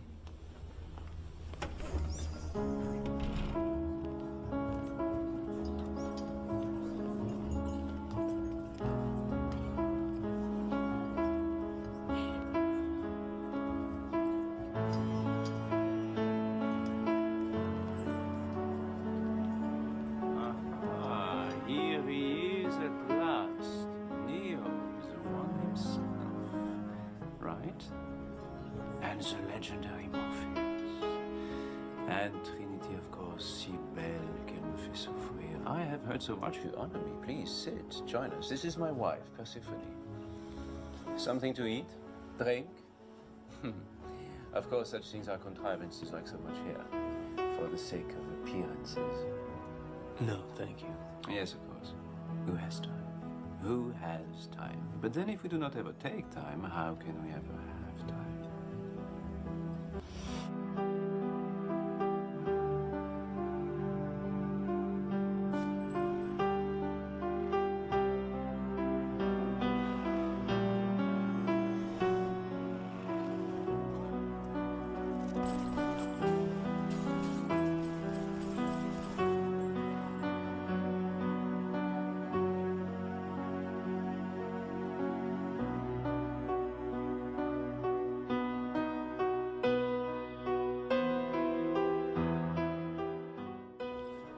You know why we are here.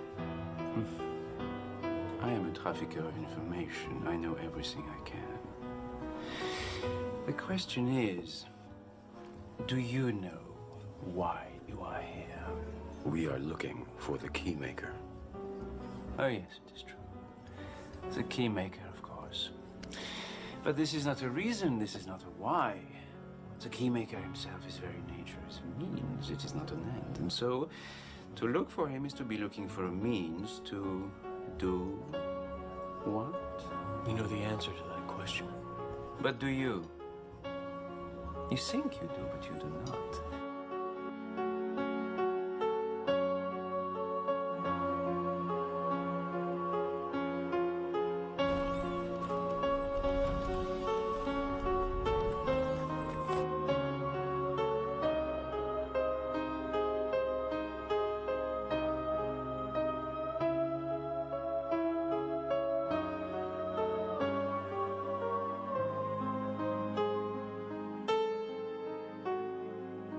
Why are we watching The Matrix all of a sudden? Because The Matrix depicts reality, you know? You are in The Matrix, which is basically the Zionist control mechanism, and all your like perception is controlled by them, because when you get born, you are subjected to their media and they own 95% of it. And you think everything is like normal and grassroots, and it just comes out of the mind of like some people, but in reality, everything goes through their control schism, and specific propaganda and specific like messaging is implemented to brainwash you. And The Matrix is basically trying to explain that humanity is in a jail cell, but for their mind and not for their body.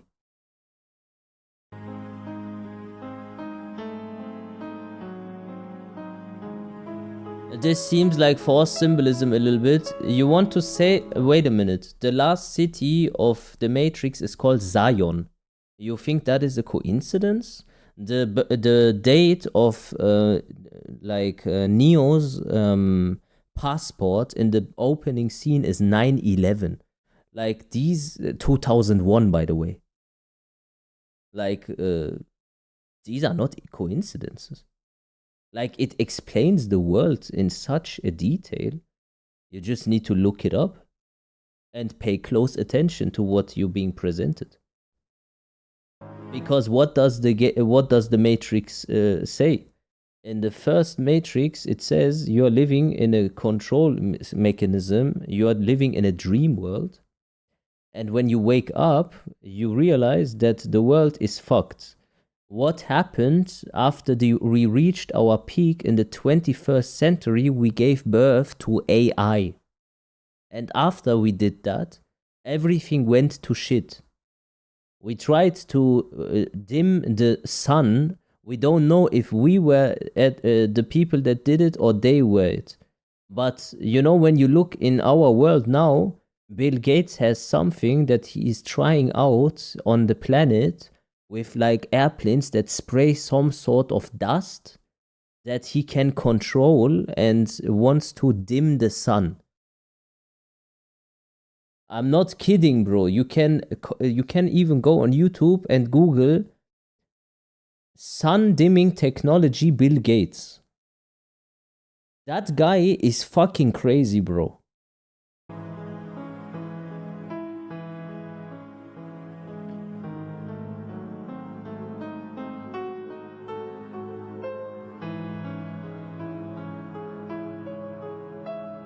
If it is overkill, then you can disprove it or make it sound like it makes no sense.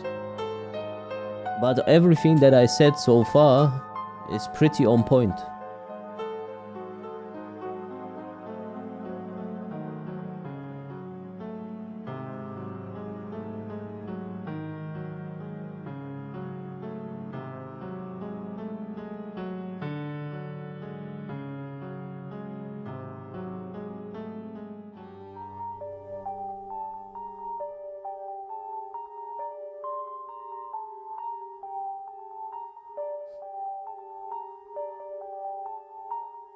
Isn't he doing that to prevent the earth of overheating or something? Yeah, that's the disguise. But when you took the vaccine, they told you this is in order to save you also from a flu. But it was all a hoax. They do things that they claim it does, but it does something else. They just want you to eat it up. Nothing else. You know, all these years that the people try to explain that the chemtrails are abnormal, people called them conspiracy theorists. When the people tried to educate the people on corona and something is not normal, and the vaccines, they called them conspiracy theorists. When the people tried to explain that Israel killed JFK, they called them conspiracy theorists. When they there's so many, bro, of these situations. When they did 9/11 and people try to explain how it's an inside job and they want to create like a problem reaction solution model in order to invade Iraq for Israel, then they called them conspiracy theorists.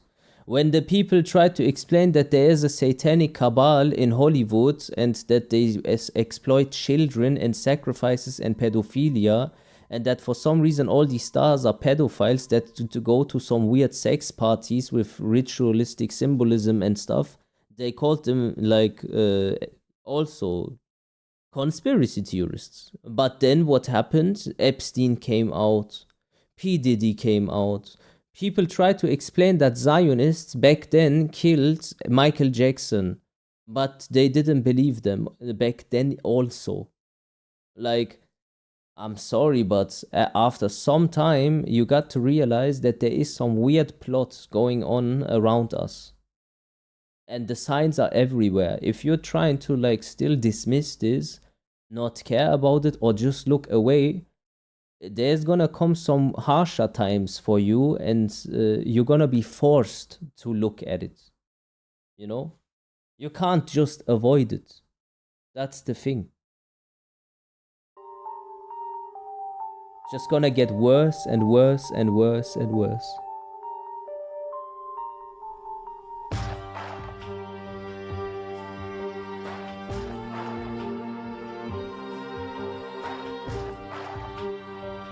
At which moment will you wake up though? That's the difference. At which moment?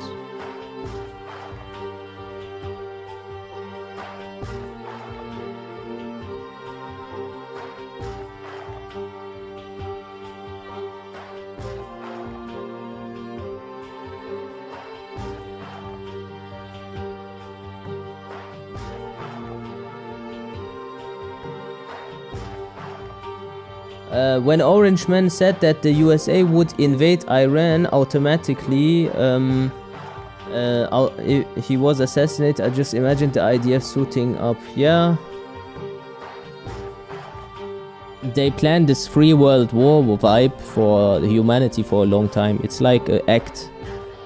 In free acts, they want to change the world into a new world order.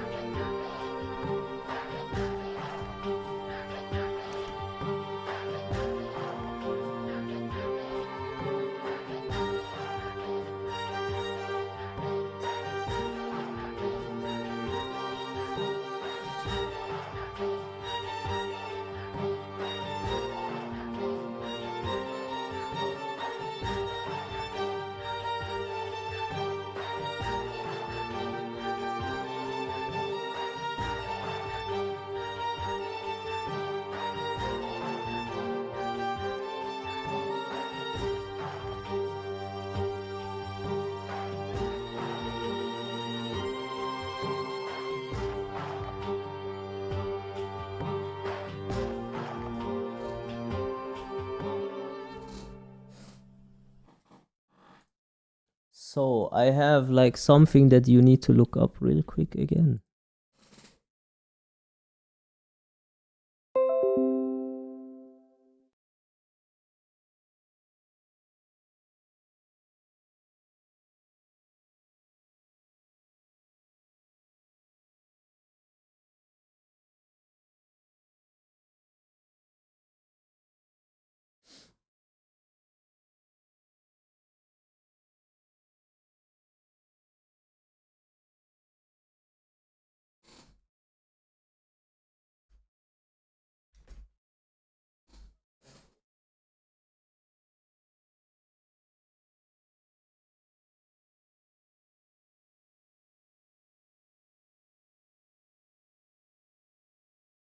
Damn, our Discord nowadays is so fucking busy. It's hard to find things, bro.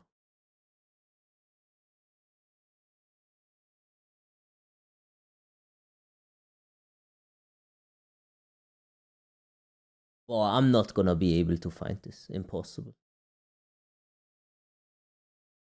I think I found it actually. It's old. I can find it on the internet also. It's just a plan for free world wars, and it's fitting to say it here one more time. Just give me a minute. Okay, I have it.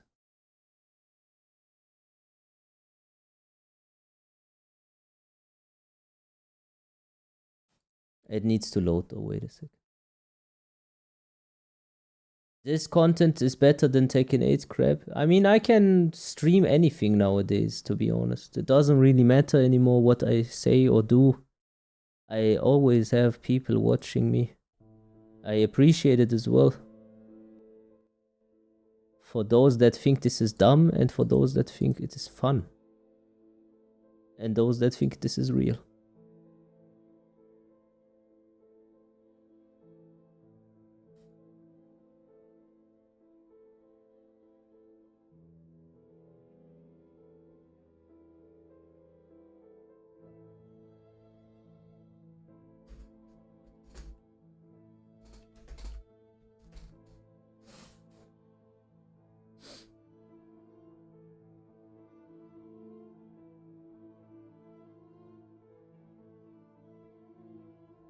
Is my internet okay? Something is weird. I can't fucking load anything.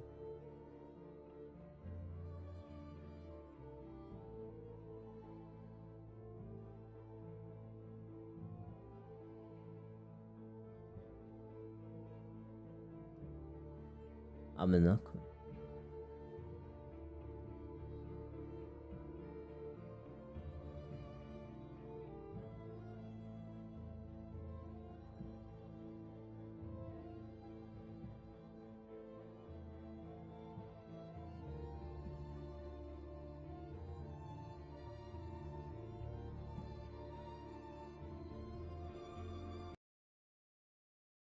Okay, wait a second. I let you watch this a little bit longer. These are back doors. This made me chuckle. How do they work? The code is hidden in tumblers. Manuelsen blamiert sich und wird wütend.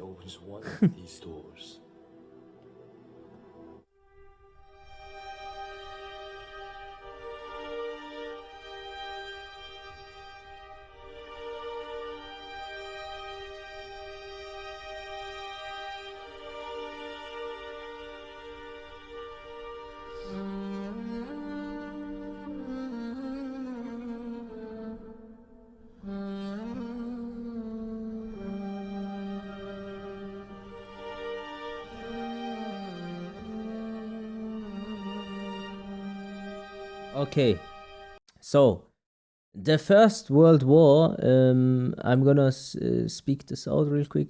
So the First World War must be brought about in order to permit the Illuminati to overthrow the powers of Tsars in Russia and of making that country a fortress of atheistic communism. Communism is Jewish.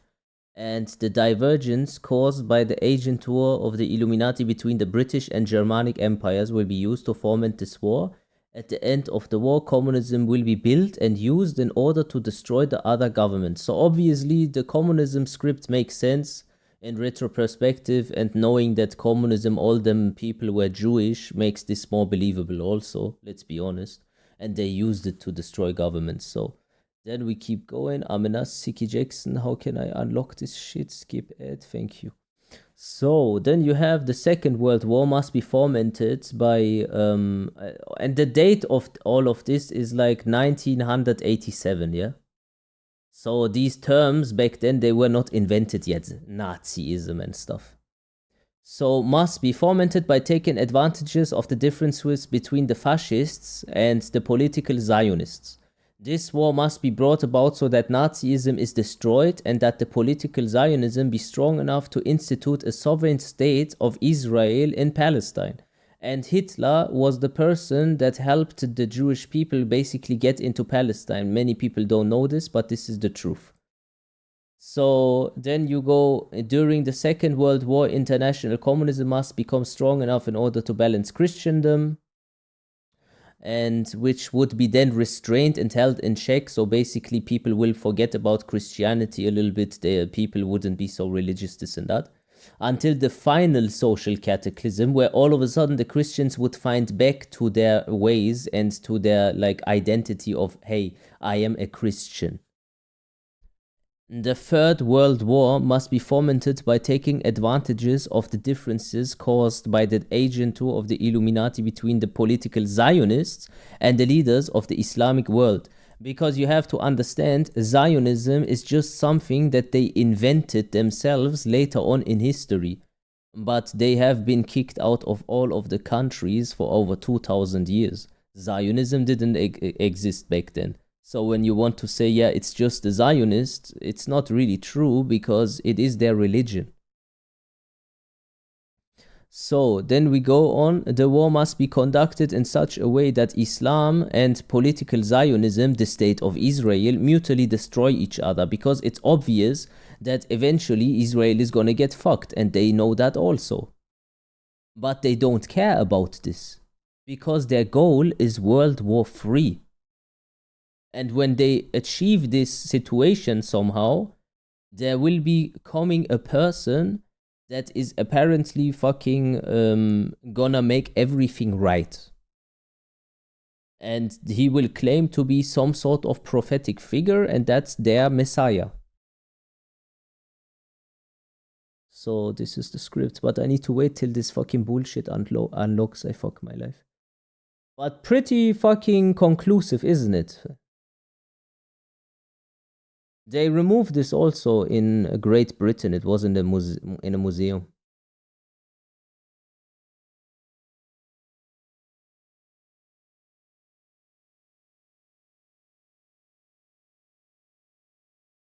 How long we gonna wait for this person, bro? I can't make estimates on time, bro. I'm not a prophet or some bullshit like that. I just look into like these things with the Jewish people because they are fucking us, and I have no other choice but to educate myself. So then this war must be brought about, blah blah blah. Zionism, we already read that.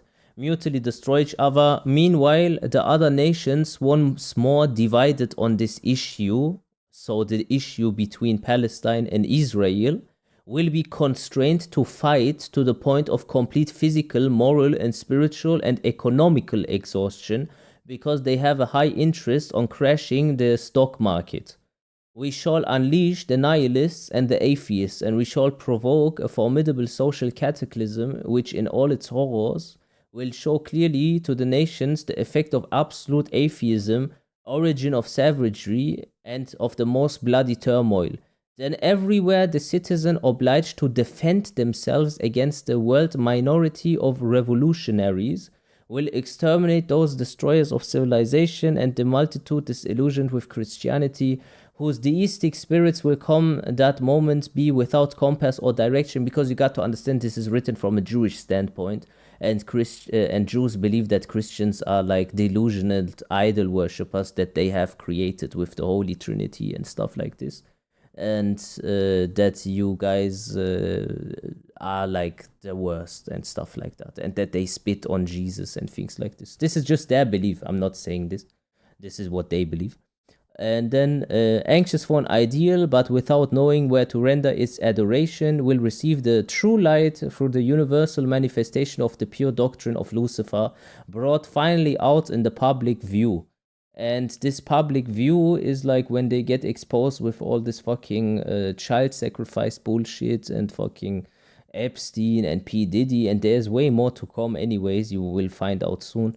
But this was just the beginning of this fucking ride, and the manifestation will obviously also result in a person.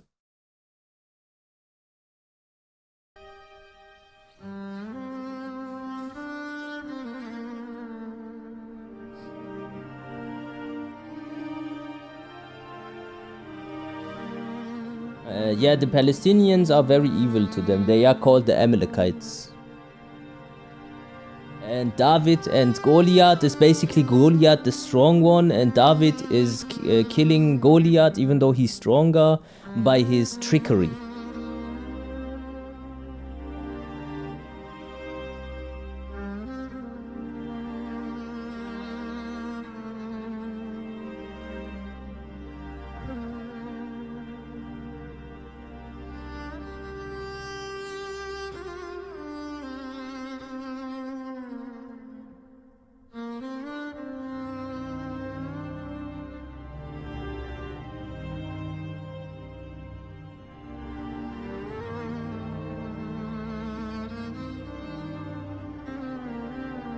You don't have to like Islam, I don't mind.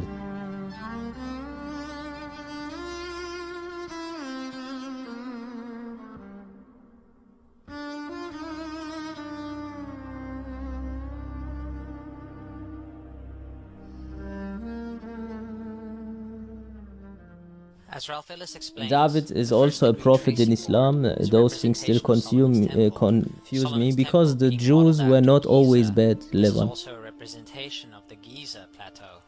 The three pillars being the three greater pyramids of Giza. So these like symbolism, these are their symbolisms of like the illuminated ones, you know? And the two cubes being the plugs or the doors of the pyramid.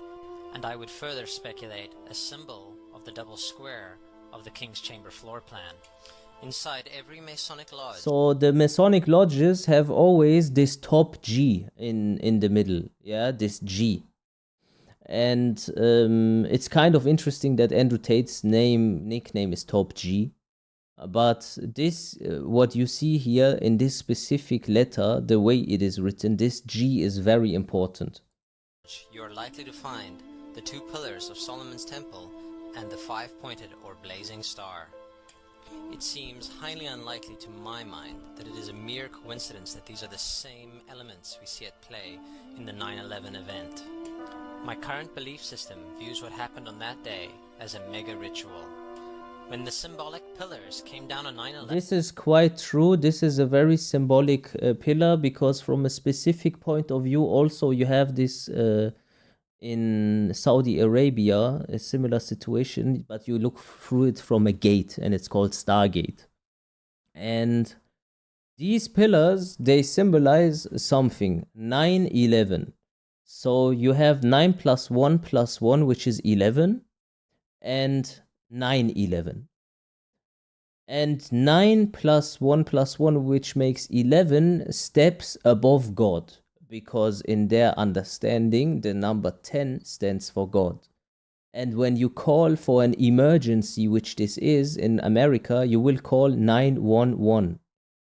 And this is basically a symbolic ritual for them where they say you believe in us instead of God. It's so weird. 11, the holiest of holies, was revealed. Isis was unveiled. If we think of the towers as the pillars of Hercules, then what was revealed was the new Atlantis. We find another... This one is the tree of life in Judaism. And this one is also connected to 9/11. And 9/11 has also a prophetic verse in their religion where they say the two tall towers in the land of Edom need to collapse and Hashem will do it. And when that happens, the great wars in the Middle East will start, and they will only end by the mixing of like a refugee crisis, the children of Esau and Ishmael in Edom, like in Europe and America, and this will create then afterwards a civil war type of situation because of their differences. And since America is like funding their genocide, they will hate them and stuff like that, obviously. And it will only end in the coming of the Moshiach, which is basically the Antichrist, and the new world order is established because Edom will lose its meaning in the world. By being the world power, it will collapse. So America will somehow collapse. I don't know how they will do this, but I guess with the stock market and everything, drive everything across the fucking wall and then full on blown anarchy.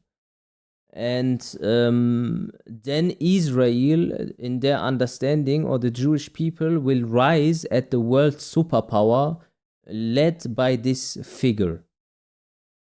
And they will have apparently all the money of the world and all the power, and no one can, like, all the agents have replaced all the presidents with their own, and it's so wild, you know? These are their prophecies of the future. And it looks like they are going to reach it, kind of. The digital currency will become world standard. Yeah, this is obviously also what they try to do with Bitcoin.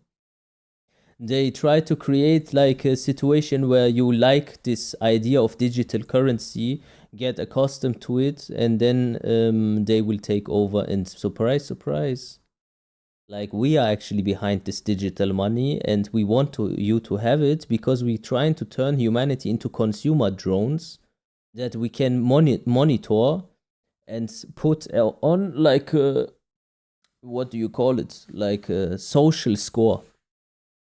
If you think that this pandemic time where everyone got censored and stuff like this can never come back, then you're mistaken.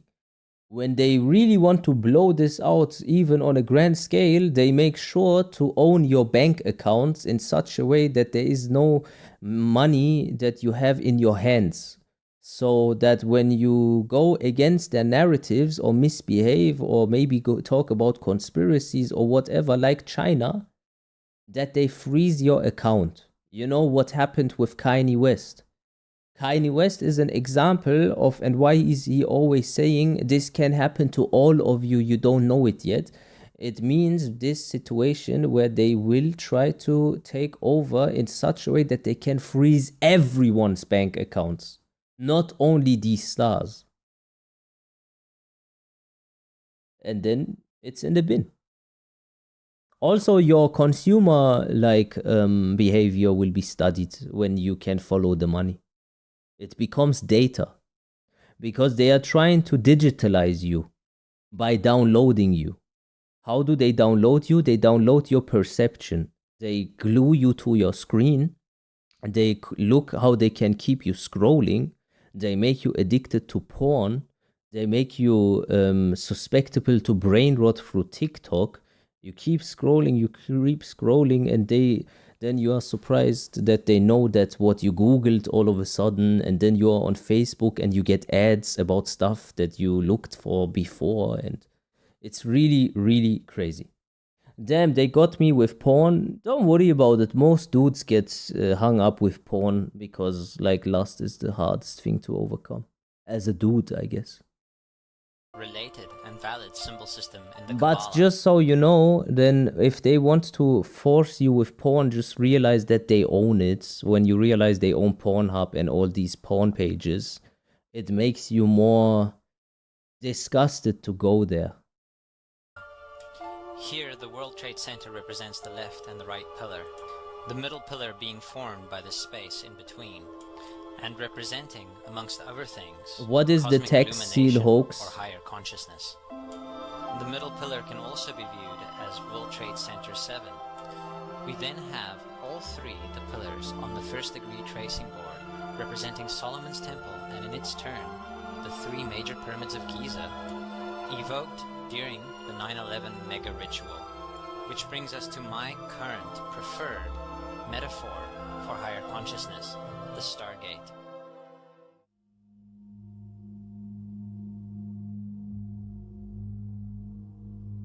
This corporate sculpture, which used to stand in between the twin towers, is called the spherical caryatid.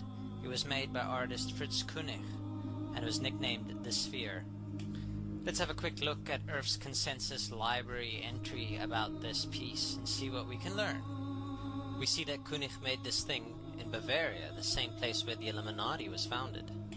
So this is very interesting because this thing was, its origin comes from this Illuminati situation, and it's in between the World Trade Center, yeah?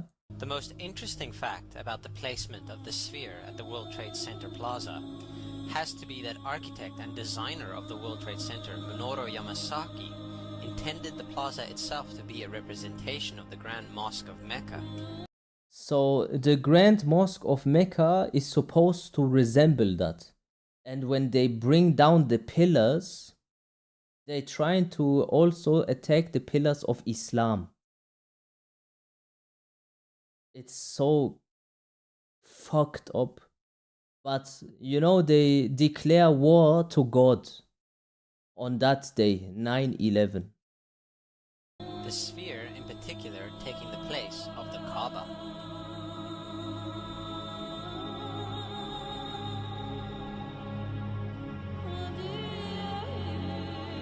And what did they do? After 9/11, they declared war on terrorism. And who were the terrorists? They were the Muslims.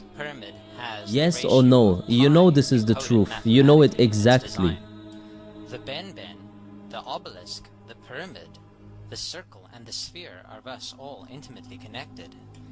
Ralph Ellis further speculates in Eden in Egypt. Why is it on 4080p? Because this shit is 10 years old. Are directly descended from the rituals This is from involving the circle, 2008. the Great Pyramid of Giza. This is why I believe the sphere was set to rotate every 24 hours at the World Trade Center Plaza. It was mimicking the processional rituals at the Kaaba and at the Great Pyramid of Giza. 17 years old. Yeah, sorry. 20 almost. 20 years old, bro. And people knew about all of this shit back then already. They knew about the Zionists. They knew about the plot. They knew they'd want to go into Palestine. They want to fuck everything. They knew everything, bro. But people called them conspiracy theorists. But they were just ahead of everyone else. Nothing else.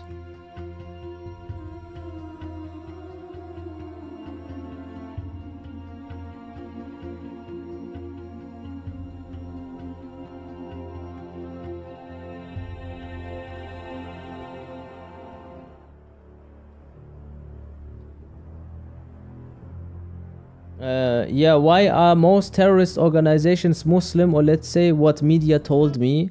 The reason is because the Jewish people, they don't mind it to act as if they are Muslims. Then they create the organization and then impress like fellow Muslim and lead them astray. And then make them fight for them in order to make Muslims look bad. Best example, ISIS.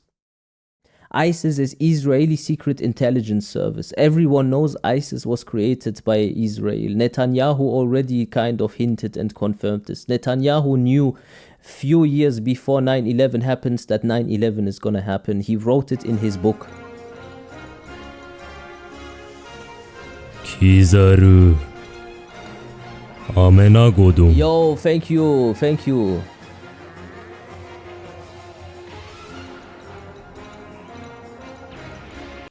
And then they basically have like this situation now where they say, okay, we create ISIS and then we attack like randomly Christians and like say that America is the devil and conflate normal people in America with their satanic government. But their satanic government is not representing the people. These people are occupied by the same satanic forces that are fucking their home countries. But they don't get that told. And then they do some random fucking terrorist attacks. The leaders there are actually Jewish. They are Mossad agents. And then they do like kick down Jesus statue in churches. And I'm like, bro, Jesus is our prophet and we are not even allowed to do that. What kind of idiot are these people? Like, they are retards that they follow these Mossad agents. But yeah, ISIS, Al-Qaeda, all these are Mossad operations. They activate themselves whenever they need good publicity to use then their medias to say, here, look, these like barbaric people, we are against them and the end of civilization or some bullshit. It's all a hoax, bro. It's all a hoax. For in the religion of the mystery schools, they believed that man was held prisoner in the Garden of Eden by an unjust and vindictive God. And that man was not told by this unjust and vindictive God that he could have the same powers. And man was set free from the I just checked Anton LaVey's wiki page. No mention of Jew parents, possibly removed. I will try to look it up for you. That the two are the same. That's okay, because maybe they are.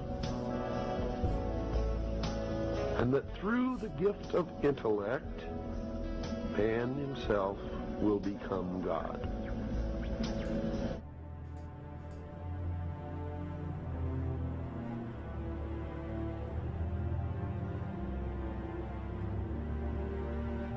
When the Titanic left, it was declared the unsinkable ship. If you do that, Allah will sink it, just to spite it. You can't do that.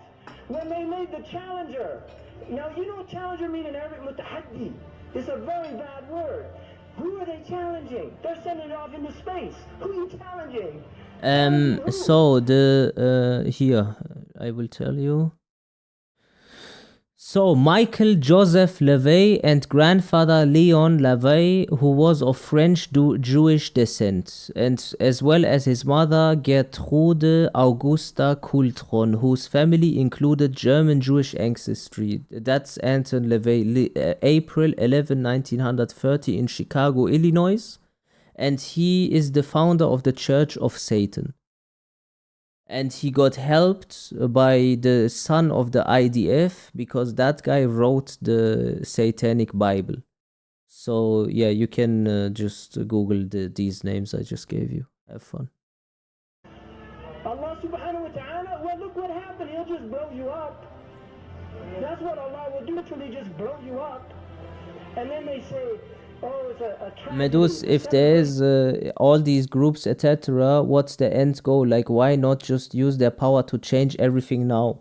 Because there's a plot from A to Z, and they will not go from B to Z immediately. They will go to steps A, B, C, D, E, F, G. And their plot is to create a certain vibe on the planet, which is this like foundation of the pyramid, and then their messiah coming. But the bigger picture, the way bigger picture behind all of this, the reality of the matter is because Satan and God are at war, and Satan is having some sort of race towards dragging down as many people as he can, while the world is exposing what it really is, and they like closing their eyes to it and becoming complicit. And that's all there is. This is a test field. Satan is trying to fuck up as many as you can, and he uses these like Luciferians and the Jews to fulfill his like mission to fuck you guys up. And that's it. Teacher riding on raw technology. They put a 7th grade teacher into raw technology, thinking that they're قادرين عليها حتى ظن أهلها أنهم قادرون عليها. They thought the people, they'll become so deluded. Allah says in Surah Yunus, they will become so deluded that they think they're all powerful over the earth. Right? So they take off on the Challenger. Allah, you want to call it Challenger? We'll see how long the challenge lasts. So as we start to look into the numerology, what we're looking at is a tree of life. And this is something that the magicians use, and what I believe to be a map of the extra dimension. So as you're looking into this map, there are 10 spots on it, and they are called the Sephirah. And within these Sephirah, you have your Trinity at the top. So this is the all, the one, looking at itself and creating a reflection. You go up. The Trinity for them is very important because they do everything through the heretic dialect of problem, reaction, solution, and the obviously the Christian Trinity and the Holy Ghost, Holy Spirit. This is like a symbolism to them, and they also have 3 plots, like 3 acts for the world to go into the New World Order, which is World War 1, 2, and 3. From the bottom up to the top, you have 10 points. 10 being God, 10 being the hermaphroditic symbol, 1 and 0. So as you come up to 10, that is their God. That is 10. That is the hermaphrodite. But if you stop at 9 and you skip to 11, skipping God, then you are a Luciferian. Because 11 is the number of the magician. It's the one step above. Once you have accomplished the tree of life, you are now the magician. You are one above 10. But they're doing it by skipping God. That's the symbolism of 9/11. Here we go.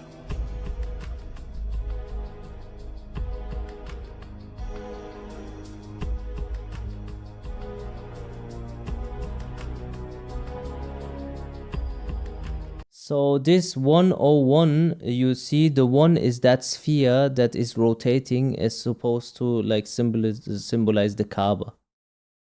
The 1 on the left and the 1 on the right are the Twin Towers.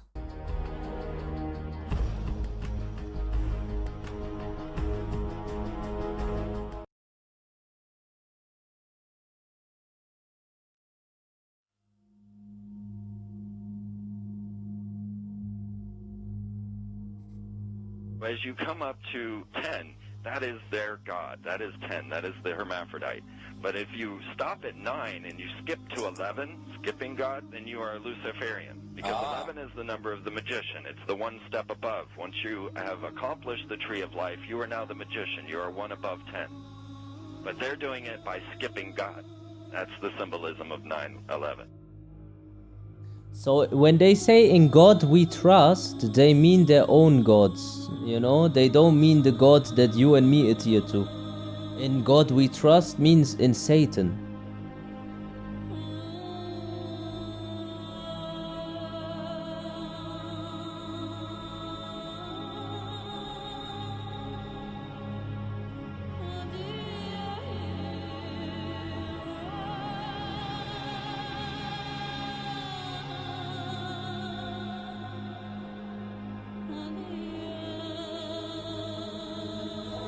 It is a big idea. So this was on 9/11, 10 years before 9/11, you know, but just the date was the same, just a different year. And now listen carefully what he says about his idea of the future. A new world order. A new world order. That was at the time where they started with it.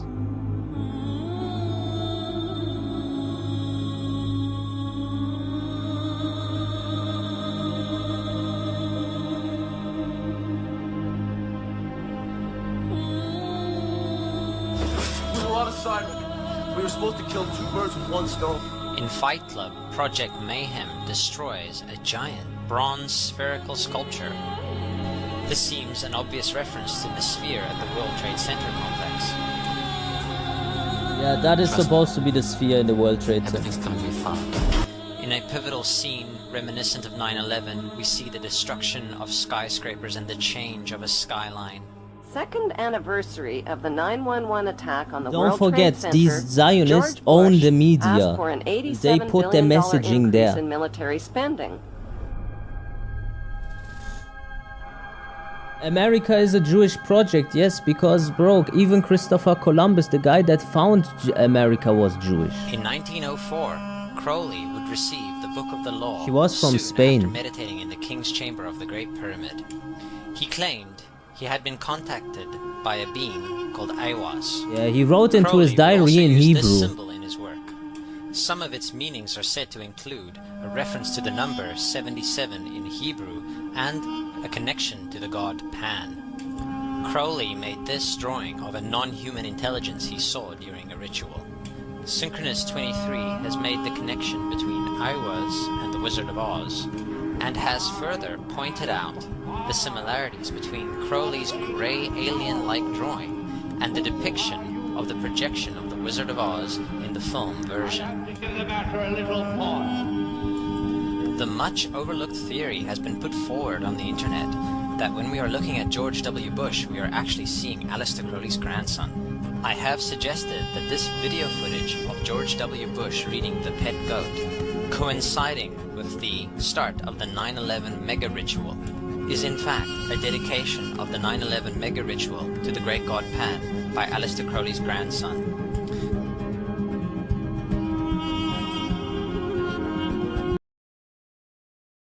Okay, so you saw this situation where Bush was sitting in the school there. That was when 9/11 literally happened for the first time. He was sitting there and he was getting briefed on 9/11. Literally. What was happening in that classroom is so important for you to understand how deep their symbolism goes and how they don't care about like anything.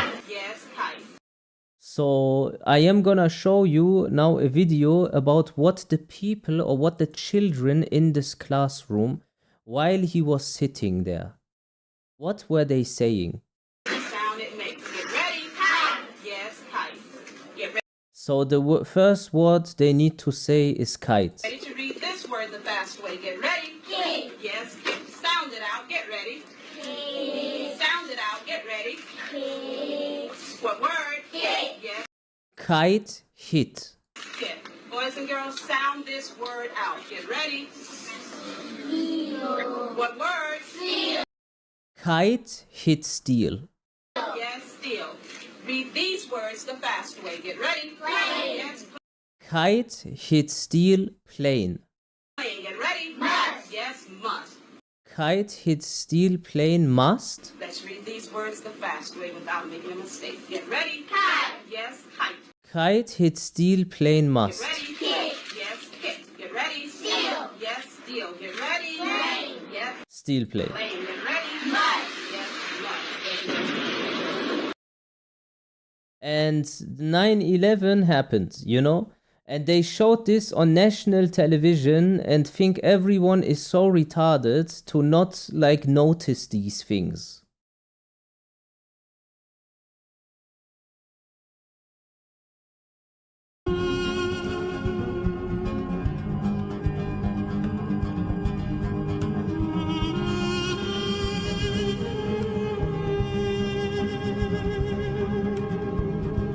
And then the next like frame when the children are literally over with saying what they say is like they bow down, and then he gets the information that, dear President, America is under attack.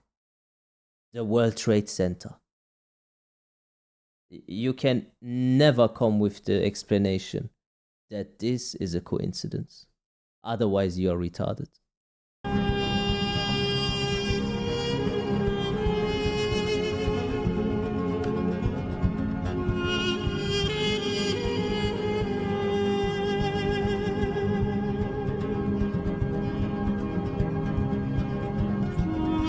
Now things get a little weird. This is the 1978 version of The Wizard of Oz, The Wiz. Again, we see the Emerald City connected to New York. On arriving at the end of the Yellow Brick Road, Dorothy and her companions go through the circular portal. Through the door, we see 3 pyramids. Behind the pyramid shape, in between the pyramid pillars of the World Trade Center, we see the sphere, the representation of the Kaaba.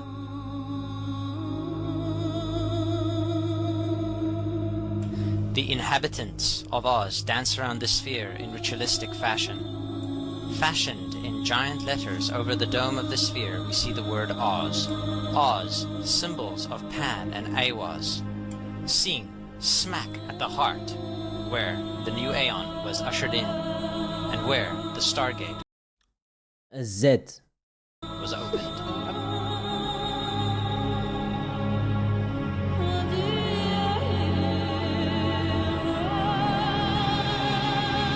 Project Zionism. Between the Twin Towers is called the Spherical Caryatid. It was made by artist Fritz Koenig and was nicknamed the Sphere. We see that Koenig made this thing in Bavaria, the same place where the Illuminati was founded.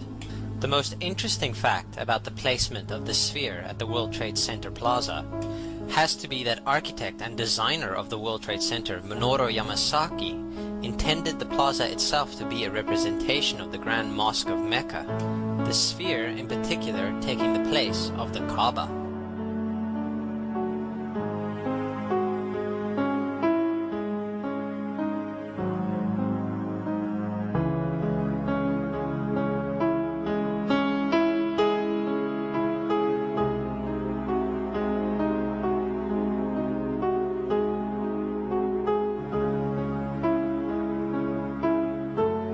Do people still think the plane causes the building to go down?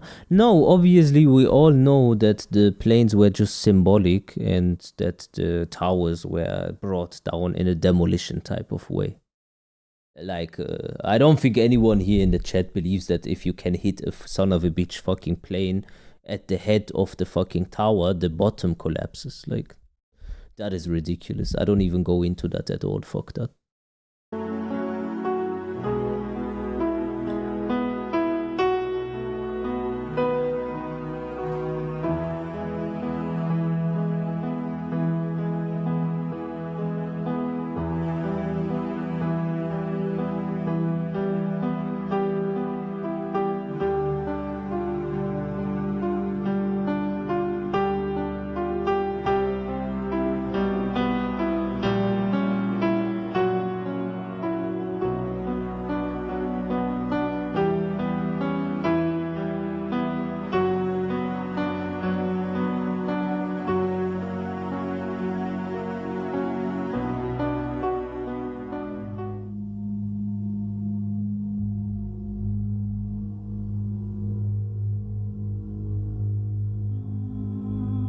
And you know, this is like important for you to understand when when this person speaks about energy, you have to understand when I say frequency, I mean energy.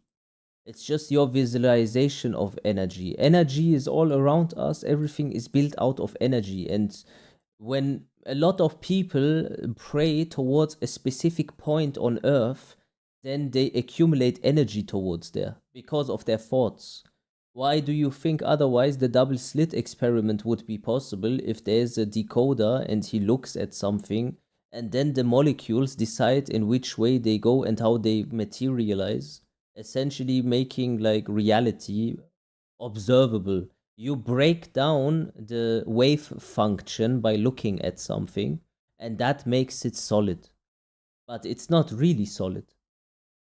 It's just energy, and you have a similar frequency, and that's why you are interacting with it in a like hard way, let's say. And you cannot put your arm through the object.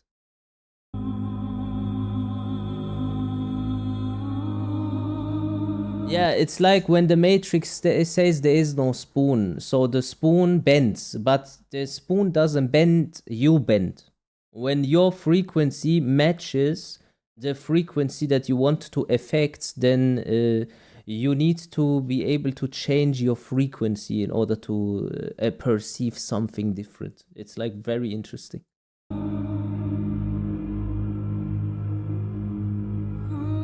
I'm a bit of skeptic, but if these beings are real, they are of the 4th dimension, I presume. Most likely, yeah.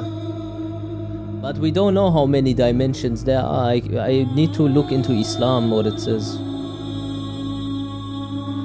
So, my friends, it's time you start placing your faith and your dedication to the one and only God, the everlasting creator of everything on earth and in the universe. He is greater than anything our minds can comprehend. Do you know how many times Muslims are required to circle the Kaaba when they visit it? 7 times, each counterclockwise. Would you like to know why? You see, what binds us as humans to this life and to this dimension and to this earth is the limits of time and space. We are bound to this dimension and this reality through time and space.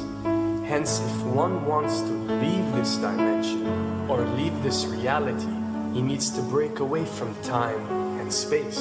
So when you visit the Kaaba and you rotate counterclockwise, what is this practice actually doing?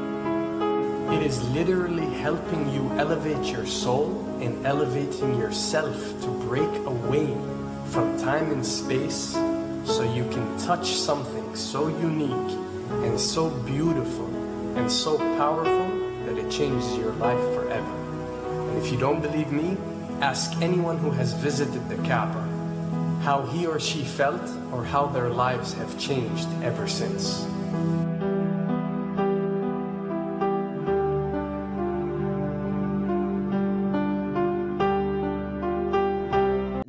Now come to this thinking. There is a Kaaba, a black rock. And there's the Jewish people making an organization called BlackRock that buys everything on earth in order to own it.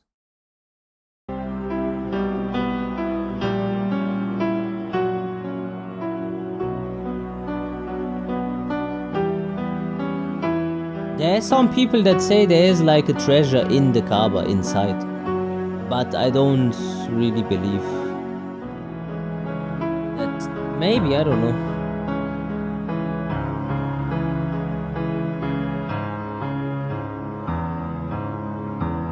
So why is it important, for example, for you to know that all these big companies and like the most famous things like Coca-Cola and like Monster Energy, why these things are satanic?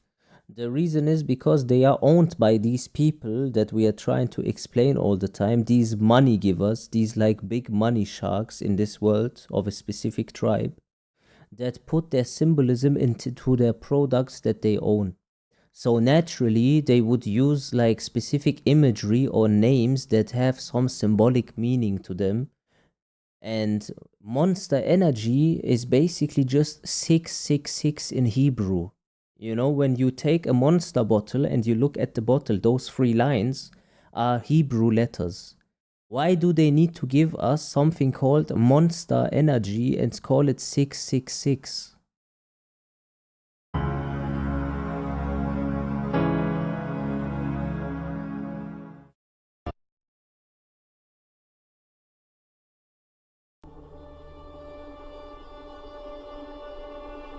Now, when it comes to the Kaaba, the main point that we try to communicate is the following. In Islam or in the Quran, God teaches that if all mankind and if all the jinn combine to sin and move away from God, then God doesn't lose one atom's worth. Are you really believing in this? Yes, I am a Muslim, bro. You know, this is what our belief system is. Every second of their life to prayer and to worship of the one God, then God's kingdom doesn't gain. You know, all this conspiracy with the Jews and stuff like this is Islam, bro. It teaches you that I can't reject God is not in need of you, or your practices, or your worships, or your prayers. You are in need of these practices and these worships. You are in need of God and not the other way around. If you can understand that philosophy, then you can appreciate prayers and what they are meant to do, which is basically enlighten you. So when dealing, for example, with the Kaaba, Muslims are required to go and perform Hajj one time in their life. About this video, if I believe it, we watched a video that is 7 hours long for 2 hours. Can you just explain like which claim you mean when you ask, do you believe in this? Because this has a lot. Like, make a question precisely so I can answer properly if I believe in this specifically what you're writing. And it's one of the 5 pillars of Islam. Growing up, most Muslims accept this, and most of them do it without questioning. And this is the essence of belief, and this is great. How did you become a Muslim? When I found out who these Illuminati or secret society or whatever you may call them actually are. Researching into the esoteric agendas, and we started researching the elites. We found out how Oh, the letter of Albert Pike. Yeah, there is claims about it being fabricated, right? So when we went and placed this is now interesting that you say this. So this letter from Albert Pike, apparently people say is not authentic, but it is from not authentic from the 1900s, right, Sazo? So if in the 1900s they make a fake letter and claim Albert Pike have said this, then can you just explain to me how did they make a fake letter explaining the future precisely? Like World War I, World War II, and World War III are precisely described before this, like what you are posting. So even if this is real, that Albert Pike has not said that, then the person that is fabricating it has said that. So how did he make these correct claims about Zionism being the cataclysm for the Third World War? Respect for this religion, and a far deeper respect for God and the creator of us. So when you go to the So this is from 1890 and it's apparently a hoax. But if it is a hoax, how is the person hoaxing it making these correct claims about Nazism, Zionism, World War I, World War II, communism? Like, excuse me? Kaaba, and you circle around it 7 times. The essence of this worship is not that you are worshiping a stone, or that you are worshiping a house, or that you are worshiping a Kaaba. The Kaaba is merely the focal point or the centerpiece that all Muslims have to unite and focus their energy and prayers towards in a practice. Do you have another question though? I do like to answer your questions. Do you have another question? Or like another claim other than this like Taxil hoax? Would love to hear it. Can you quickly outline the letter? Yeah, bro, the letter is just about 3 world wars, you know. World War I must be brought about in order to permit the Illuminati to overthrow the powers of Tsar in Russia and making that country a fortress of atheistic communism. The divergences caused by the agents of the Illuminati between the British and the Germanic empires will be used to foment this war. At the end of the war, communism will be built and used in order to destroy the governments and in order to... I need to wait now 30 seconds because this bullshit has like ads. Fucking bullshit, man. What do you know about resets throughout history? Resets. I will tell you about the resets. They are always close to Black Shabbat when the Jewish people lose like some influence. That's when they reset it. So anyways, the second war must be fomented by taking advantage of the differences between the fascists and the political Zionists. This war must be brought about so that Nazism can be destroyed and that political Zionism be strong enough to institute a sovereign state of Israel and Palestine. During the Second World War, international communism must be strong enough in order to balance Christendom, and which is then would be restrained and held in check until the time where they would need it the most for the final cataclysm. And then World War III must be fomented by taking advantages of the agents of the Illuminati between the political Zionists and the leaders of the Islamic world. The war must be conducted in such a way that Islam and the political Zionism, states of Israel, mutually destroy each other. Meanwhile, the other nations, once more divided on this issue, will be constrained to fight to the point of complete physical, moral, economical exhaustion, and while being atheist, blah, blah, blah, without knowing where to heed its adoration to and stuff like that. So anyways, this is from apparently 1890, and he says this hoax is from 1890. And I am saying then as a counter argument, if this is not so real, all of this bullshit, yeah, then explain to me how did this son of a bitch then know about all of this in 1890? And wouldn't you assume that when the world is controlled by these people, that they would try to make real information disappear by calling it a hoax or a conspiracy theory? That's just my take on it. That is actually worshipping God.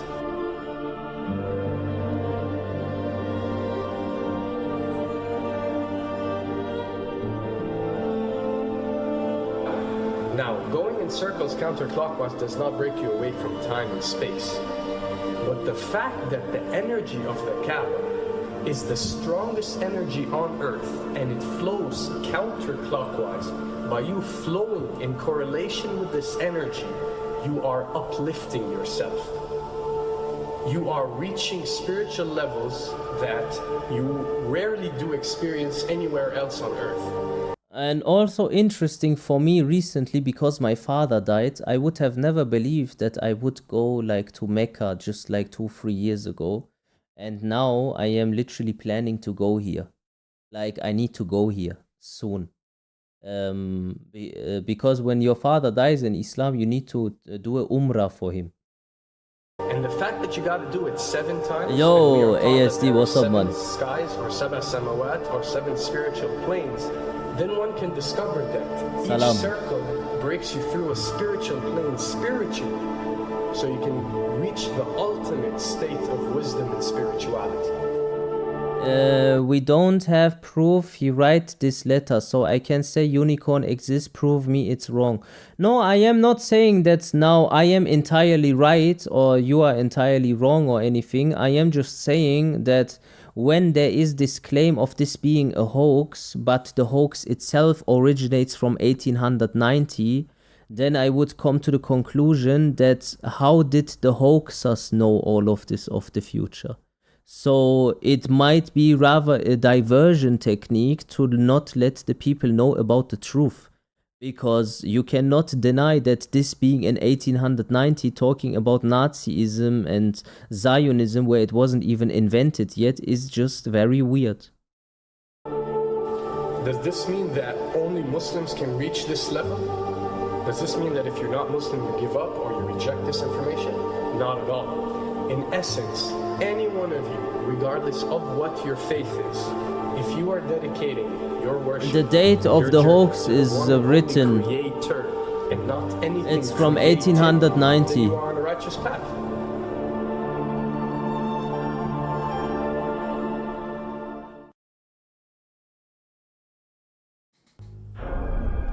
To begin with, the significance of 911. What you have to understand, and what we are trying to explain, is that... Yes, and some could have rewrite after.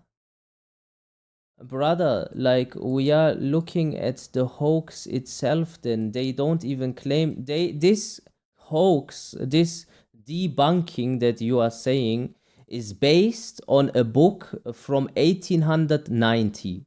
And when it is from 1890, then Zionism and Nazism are still not invented by then. You do understand? And this letter of like Albert Pike has been reportedly throughout history in the UK in a museum. And later, after 1960, it wasn't there anymore all of a sudden. So if we have a situation of these people having so much power and influence and controlling everything around you, what makes you come to the conclusion that they could have not dealt with it in their own way? But I don't mind if you don't believe this, wallahi, no problem. I do rather believe in it, but may Allah guide us. When dealing with extra dimensions, or when dealing with beings from extra dimensions like jinn, for example, or when dealing with the Illuminati, or the elite, or people that follow a certain type of esoteric agendas, although me and you communicate through words and letters, they have chosen a different type of language. And this is a cross-boundary type of language. This is a language that goes across the boundaries, understood by all. And this is the language of numbers and shapes. That's very important. So the communication that they have is not in words.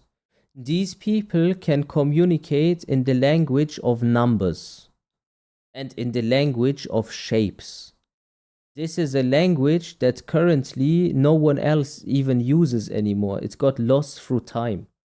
So it's a different communication method. But nowadays the people think you can only talk to someone if you say a word. But you can also talk to someone if you have a meaning to a number. And therefore these people do the same. And that's why the numbers of events and the shapes of the buildings are so important, because they speak in their rituals through numbers and objects. And this is why whenever you do research about these groups, you'll find out that they practice something called sacred numerology and sacred geometry. What does this mean? It means that each number is given a meaning. Each shape is given a meaning. A meaning is communicated whenever a shape is presented or a number is presented by these specific groups. I'm not talking about random people or random groups. We're talking about specific groups that follow this type of agenda.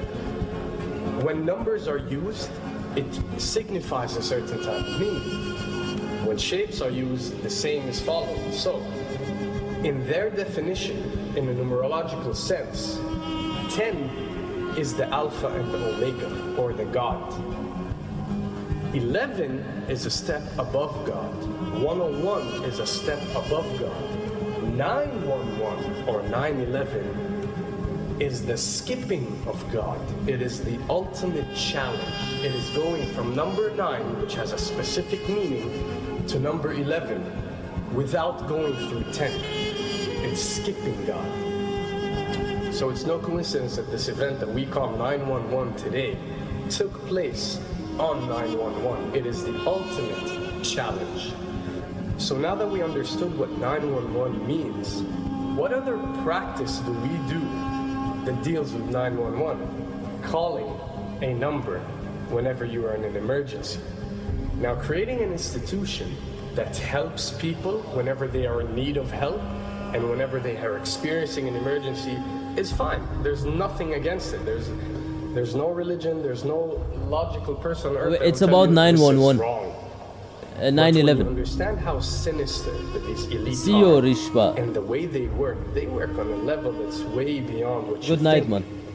So the fact that when you're experiencing an emergency or when you are in need of help, you have to pick up a phone and dial 911.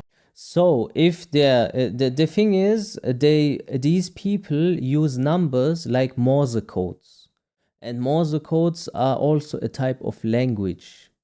So these numbers they will use, and you will call or Morse code 911, skip God in order to call for an emergency.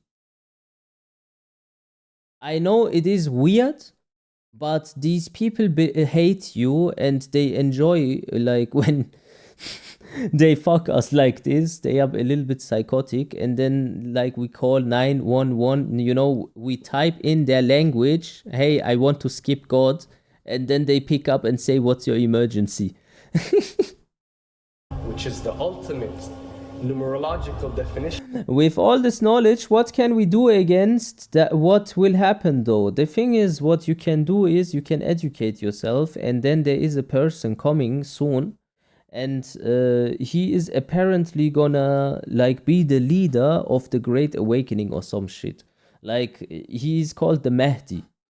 I am not allowed to say some shit when I talk about these things. Sorry for my language, it's a bad habit. But yeah, when you do call this situation out, the Mahdi is coming next, apparently, and he is like the Neo, like the person from the Matrix in Islam. This is what we believe. And yeah, he is gonna wake the people up and turn everything that was turned upside down upright again. And yeah, I mean, you should know about these things so you can defend yourself against the attacks, because they attack you in ways that you don't know. We already played The Last of Us 2, bro. If you want, check out the last VOD. I played The Last of Us. Unironically, I had there 120 viewers, and here I almost had 180. So you guys seem to like conspiracy streams more than fucking The Last of Us 2. Is this like correct? Because like The Last of Us, you didn't like it that many, I guess. Thank you for the explanation. No worries, man. No worries. Yeah, I think he is gonna talk about the Mahdi also soon. Of skipping God? Won't the Dajjal come first? No. The Dajjal comes after the Mahdi. Then you'll understand how these people work.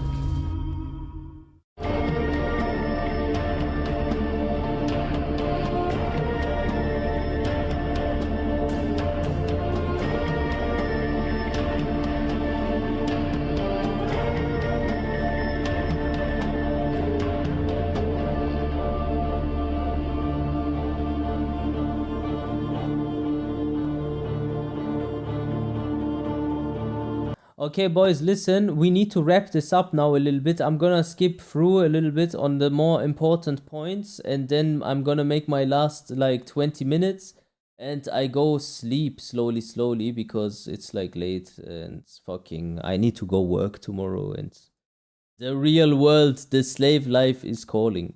You know, we all need to get up and function the next day, regardless of all of this shit being true or not. But you still got to just play the game, you know?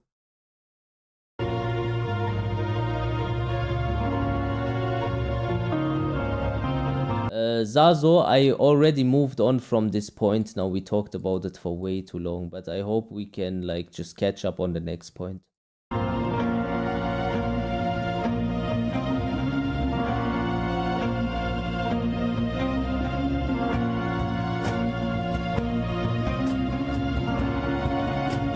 Yeah, I know, lol, but they do that in Disney a lot.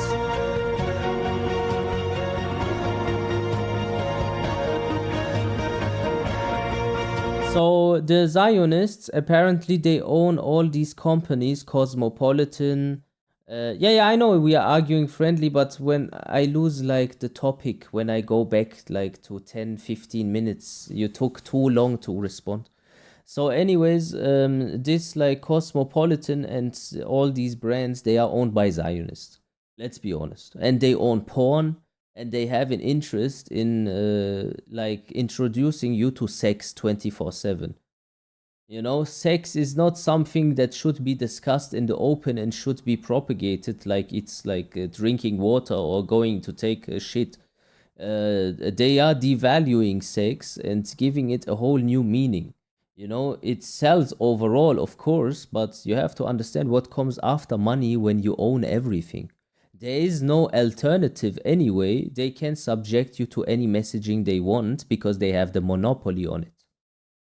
So they choose actively to sell you sex 24/7 everywhere. They try to sexualize you to such an extent where you think about it all the time. And you think like having sex all the time and everything is normal, and you need to like out of marriage, and the guys are supposed to get playboys, the girls are supposed to become like OnlyFans bitches. Like these influences in the music that they propagate, like with the black artists and Nicki Minaj and Cardi B and Sexy Red and all these like basically stripper rappers. They also give then the messaging to the idol worshippers, which is like the children, and they listen to their music and get influenced by their messaging because they are their idols. And that's why idol worshipment is so bad, because you worship the messaging and the person and his values. And these people don't have any values. So, yeah. And that's why it's so important to realize these things here that you see, they are by design.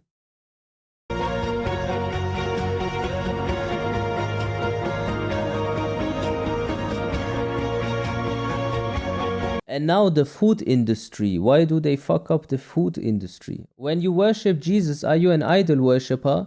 Out of my perspective, yes, but everyone needs to decide for themselves. What I can say about Christians that say like Christ is God and his own son and all of these things, I can only say, hey, like this is your belief system. It's fine for me because you have a mindset of trying to go towards God. Even if your definition of God in that sense is wrong out of our opinion, I can appreciate your mindset. But the other side has no mindset about God. They want to be with Satan. So that's why I don't mind Christians, you know. If they want to worship like a prophet that we love as God, well, it's their own decision. I can't change that. But I am not gonna worship the prophet. I'm gonna worship the person that sent him. And I'm gonna respect him outside of that. The same goes to Prophet Muhammad. I am not gonna worship Prophet Muhammad because he is a human.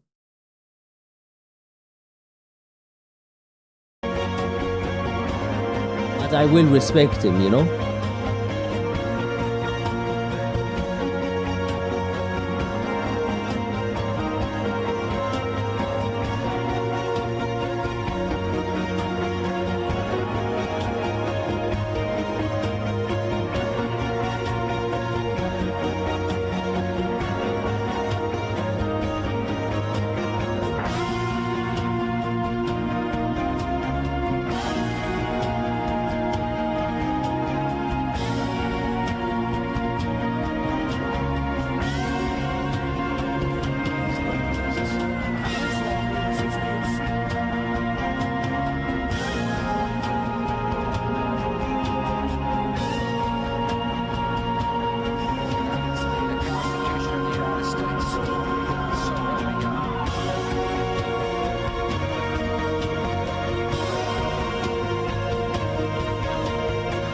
Okay, so we have like every chakra you can imagine is kind of like an sense, okay? So you have the sense for your hunger and you need to eat. And your stomach is there, the chakra, where you gain the strength. and they give you shit to eat. And they try to make like poison your food kind of. And then your like lower chakra for your like genitals, it gets abused through their like devaluation of sex. And then you get fucked on that energy field there. You get fucked in your stomach. And then the last one is obviously the head with their pineal glands, which they love so much. And they give you through your five senses with like your smelling, your vision, your hearing, etc., etc. They program you through this. And that's your head chakra. Like, that's what they mean with chakra.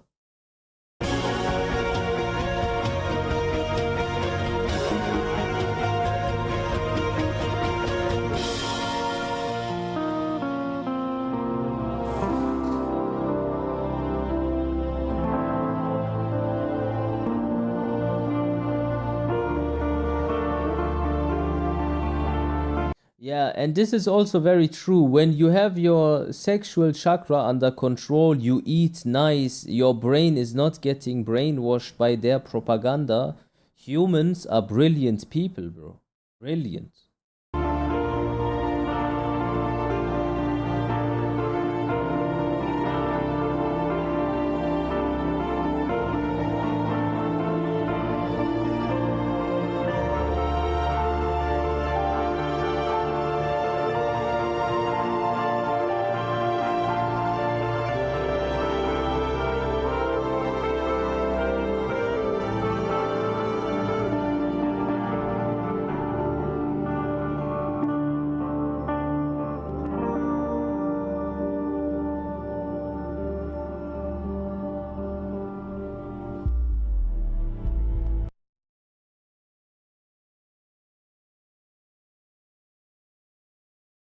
The dollar falling again against the euro today after that weak new home sale. Get the Dow Jones is up 105 points. This on a day when oil was up to a new time high of 96. Realized inflation was running at 0.8%. Now, there's no way that's true.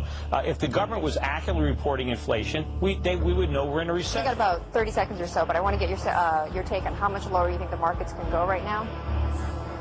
We think that the markets can decline 50 or 60%. We hate to say something so somber, but this is not the time to be optimistic or pessimistic. It's time to be realistic. Our whole system has been built on credit expansion. We have to grow credit year over year in order to keep the economy growing. The economy is not going to grow. It's going to suffer recession, and once it enters recession, it's going to cascade on itself.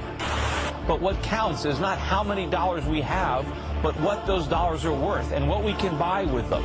And the dollar is becoming less valuable every day. And based on our economy, our huge current account, our huge trade deficits, our lack of domestic manufacturing, our lack of domestic savings, there's only one thing the dollar can do, and that's go down. So this, like, the dollar goes down, this threat, this imminent threat that they are always hinting. This shit is gonna happen soon again, very roughly. And they have some sort of prophecy where they say where after they are done with Edom, they will let it wither away. It will collapse. And that is why they call Trump the last president of Edom.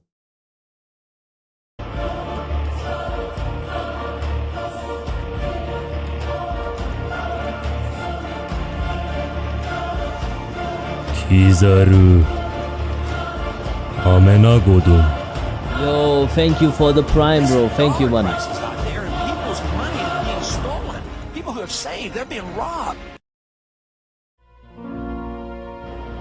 And then Dajjal moved to a day with... Okay, so now this is an Islamic scholar explaining to you what we Muslims believe, because like this like situation that I'm trying to explain to you with this Zionist control and the matrix and all of this stuff, this is Islam. I am not making this up, and it's not like some sort of like interpretation or anything like that. Objectively, Islam speaks about Bani Israel all the time in the Quran, Allah explains to us what's going on in the world and why they are doing what they are doing and why He allows them to stay at power even though they are doing bad things. And then He tells us that don't think that Allah is not aware of the evildoers and that Israel will get destroyed once they reach a great amount of haughtiness, which basically means they become so arrogant that they never think they could get defeated anyway, and that's why they displace everything too openly, and then the people of the world holding whatever they have done to the other people against them, and that will make their faces turn sour. Like these things are not things that are from a conspiracy theory side of things. Just believe this. Every Muslim on this planet who claims he is a Muslim believes this or has to believe this. As simple as that. Which is like a month, and the United States replaced Britain as the ruling state in the world. And the US dollar became the international currency.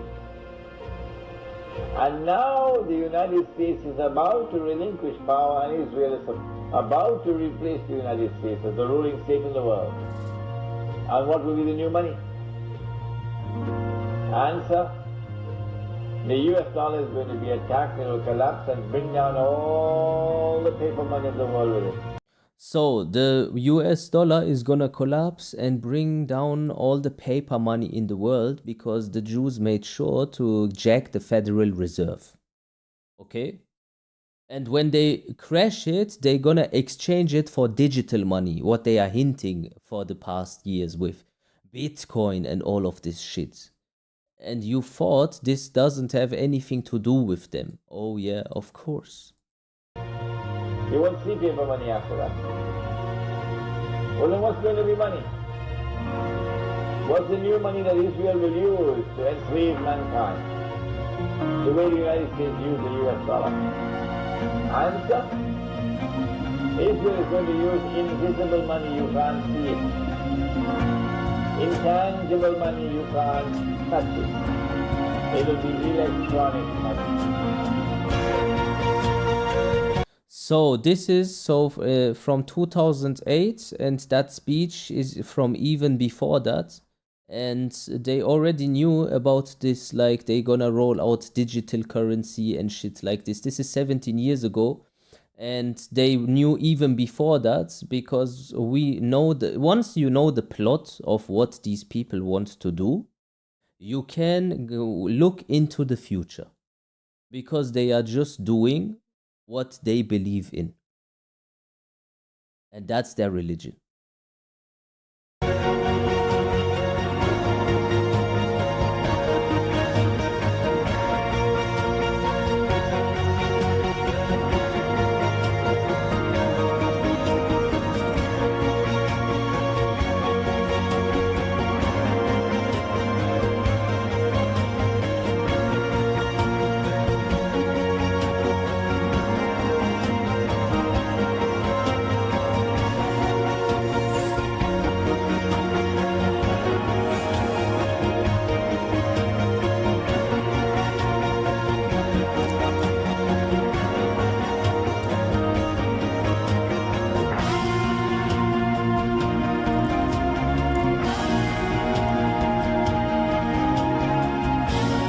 So then there was this microchip conspiracy that apparently the humans supposed to get like a microchip to pay, and some sort of chip that connects them to AI in their brain. And then they were getting called conspiracy theorists. But when you speak about this now, everyone is like, yeah, there's like Elon Musk doing Neuralink, and yeah, there has been some people having chip implants to pay before and stuff like that. Now it's like totally normal. But when the people know about it just earlier, since it is out of your perception, you can't believe it. And that's why I show you predictions from the past and how the people reacted towards them, because all these predictions became real. At the moment, conspiracy theorist versus person accusing you of such is like 1 million to 0. They are getting streaked.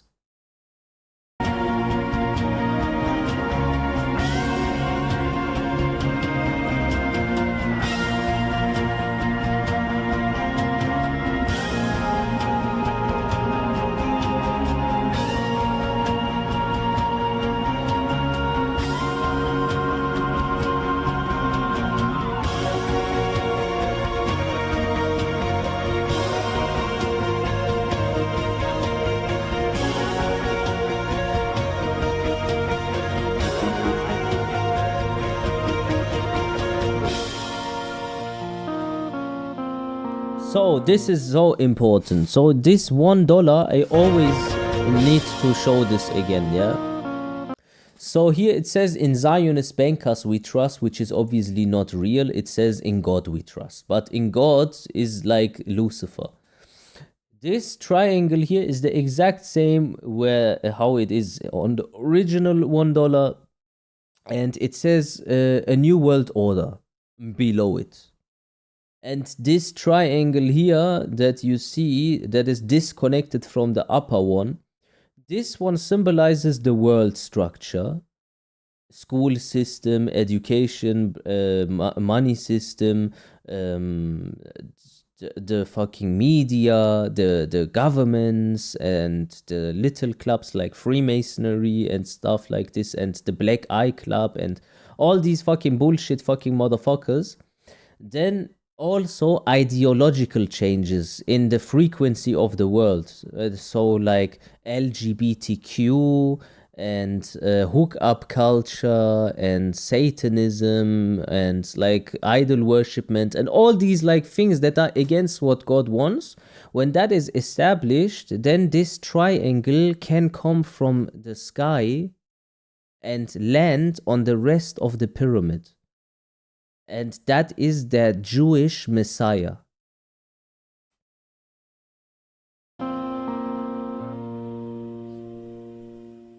What kind of new monetary system would you like to see? Do you want the dollar to be gold backed again? Would you like to go back to fixed exchange rates? Give us a sense of where you'd like to go. Well, we should follow the law, and the law is the Constitution. The Constitution said only gold and silver should be legal tender. We don't really have clear authority to have a central bank. The dollar's going down, the cost of living is going up. Our dollar today is worth 4 cents compared to the dollar of 1913 when the Federal Reserve took charge of it. And if you don't deal with the dollar, there will be no retirement for anybody. We're going to have chaos. And the strange thing, the dangerous thing about electronic money, is it is controlled by the banking system around the world, and the Jews control the banking system. That's not an uncharitable statement. That's not an invalid statement. That's the truth. And you know it is the truth. We said that Israel is about to wage a big war. They prepared for this when the Israeli Mossad and the CIA attacked America on September 11th and put the blame on us. So, and now look at this chat real quick. This here is Israel, yeah? And they claim that the war is about this part. But everyone else in this segment here is also getting attacked because they say they are a threat to us. And the only reason why we attack them is because of Hezbollah. And they attack here because only Hamas. So Hamas is here the scapegoat. Hezbollah is here the scapegoat. The mullahs here. But why do they want to do this? Is because their idea of what Israel is goes from here to all the way to here. All this fucking joint that you are smoking right now, all these little fucking countries like Syria, etc., all this shit they think is the Holy Land and belongs to them. And that's why this region will never have like peace, because they are the aggressors and they want to take it. As Muslims, they know that's false. They know that they're speaking a monstrous lie. But yet they do it. The Prophet ﷺ warned us that amongst the times of the last day, he said, would be that people would speak great lies. Beware, he said.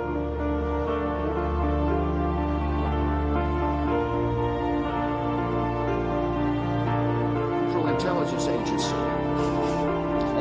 They want to get to Mecca with that. It's specifically they want an area called Asham.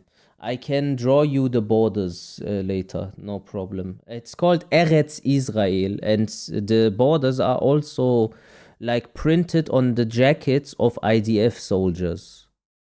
To question key terms supported by fact, Fox Noise today actually suggests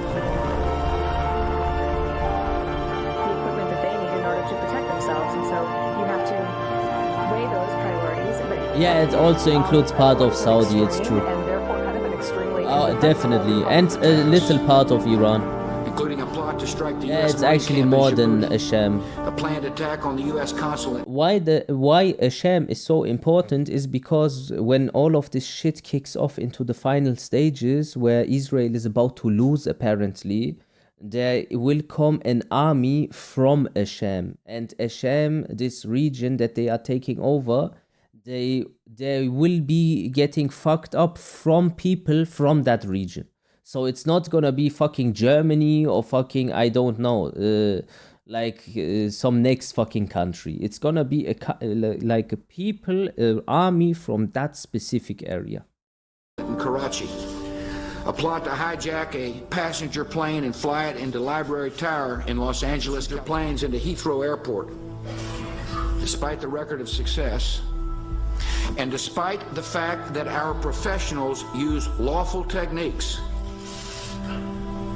which of the attacks I have just described would they prefer we had not stopped?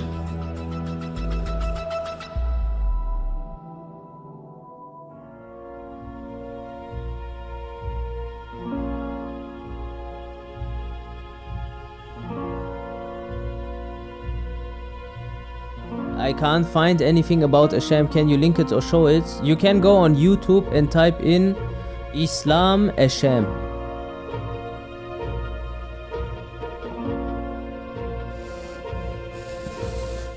It's like Lebanon, you know? I make it easy, bro. You know how Iran and all those countries around, it was just called Persia, you know, in big. Now imagine Syria, Lebanon, and all these countries just being one country, and that's called Asham.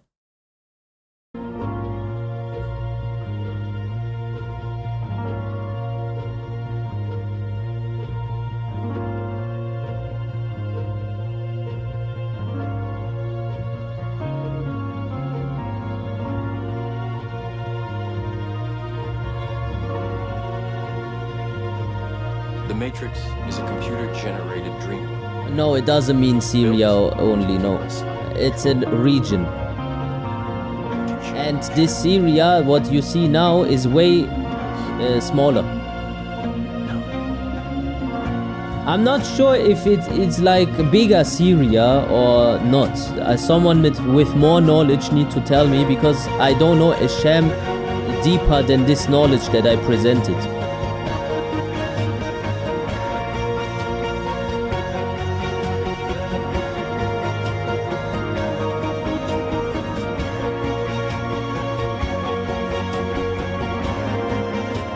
This is my cheap solar panel. The system was $250. This is where the panels, the power comes in. It's working and it's charging. See the little lights charging right now.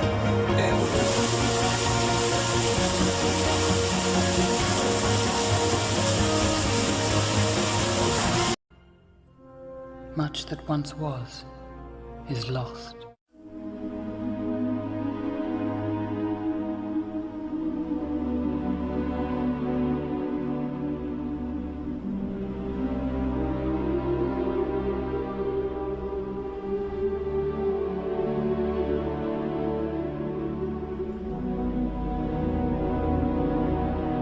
Only thing I know is about Khorasan, which is the Dajjal's country. How do you come to that conclusion?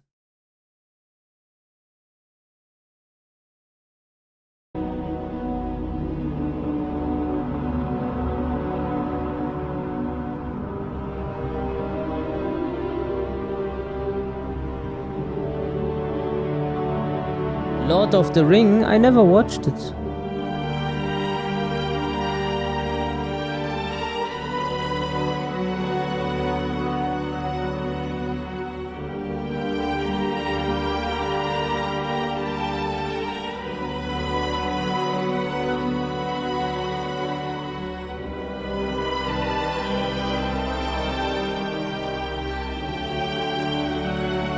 So in history, all the people that try to speak out about like Jews, they will get killed. It's so weird.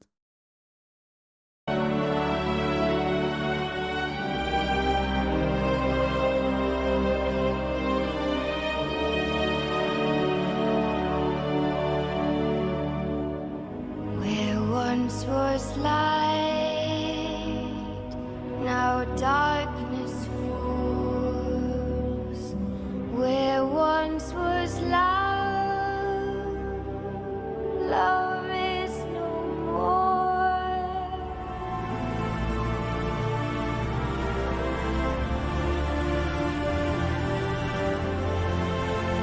Ah, okay, this is what you're referring to. That doesn't, that's not the same as saying this is his country or something like that. He is gonna emerge there from within the Jews of Iran. You're correct. So, that's where the Dajjal is coming from. Absolutely correct. And the Jews there, they will like the Iranian Jews, they are called. They follow him and they like help Israel and stuff like that. So, anyways, you have Iranian Jews. Like, people don't know this. They think being Jewish is only tied to a specific country. But in every country, you have Jews. Because these people had no land. And since they had no land, they were everywhere, including Iran, Saudi Arabia, Germany, France, there, China, everywhere. How would have the Japanese, for example, if they would have never came into contact with Jewish people, how would the Japanese then depict them as the Tengu? And then explain that these devils have the Torah Nomaki, the Torah scroll in the left hand, and the tefillin on the forehead. And they have long noses. Like, they would have came into contact with these people somehow. And what did they accuse them of doing? When they are close, war is near.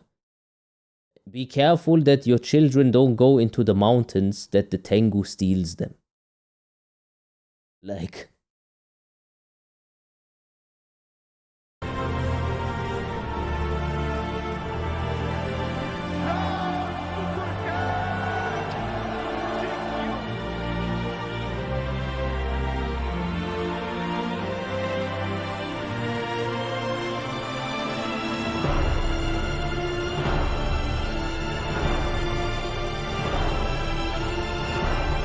Arabs in their place and to keep them in their place. Now, how can I not respect those who say no to that? Israel has to suffer a defeat. أنتم الجيل الذي سوف يشهد الانتصار النهائي الحاسم لأمتنا وتغيير وجه المنطقة وإقامة المشروع الحقيقي الذي ينتمي إلى شعوبنا وأوطاننا.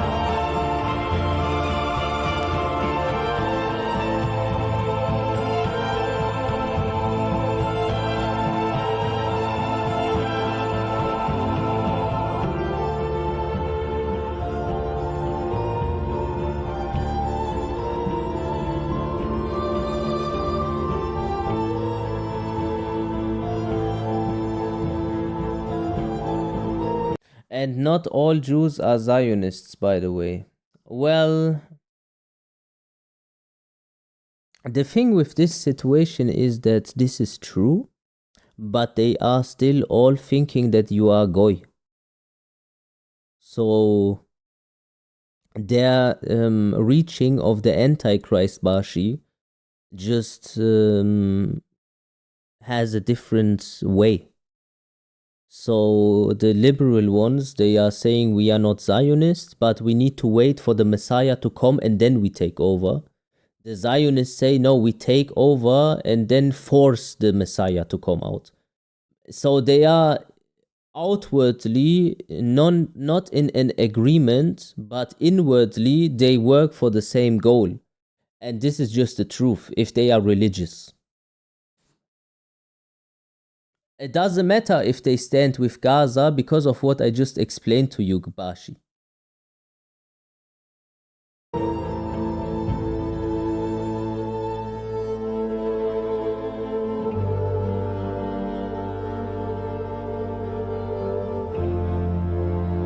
Bullshit. Meet some Israeli girls and they are chill as fuck. After they come from the IDF killing children or before? Not everyone is a Zionist. I already explained the definition of Zionism and the definition of Judaism, which you guys don't like listen. Try to listen, please. I said Zionism thinks they need to create this Jewish homeland in order to force the Messiah to come out. So it is a religious situation still. And the Jews that don't want that believe in what the Torah says, where they need to wait and live in exile until the Messiah comes, and then they take over the Holy Land. So do you realize that both of these sides do still go towards the same end goal and call you human animals? You are thinking about evangelism. No, I'm not thinking about evangelism, Bashi, because the Mosiach is a core belief system in Judaism. And they do not believe in Jesus Christ. So therefore, all Jews believe that the Messiah, aka Mosiach, is gonna come and lead them to world domination. That is Judaism. So it doesn't matter if you are a Zionist or not.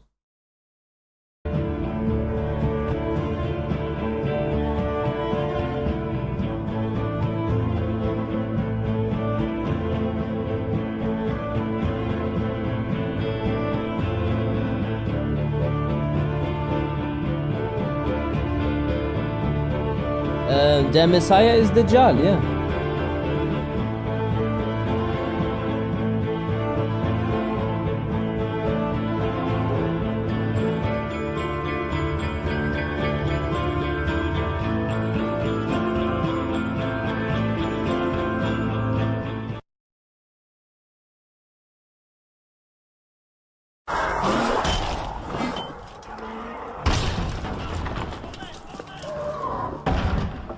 I didn't think it would end this way. End? No, the journey doesn't end here. Death is just another path. One that we all must take. And then you see it.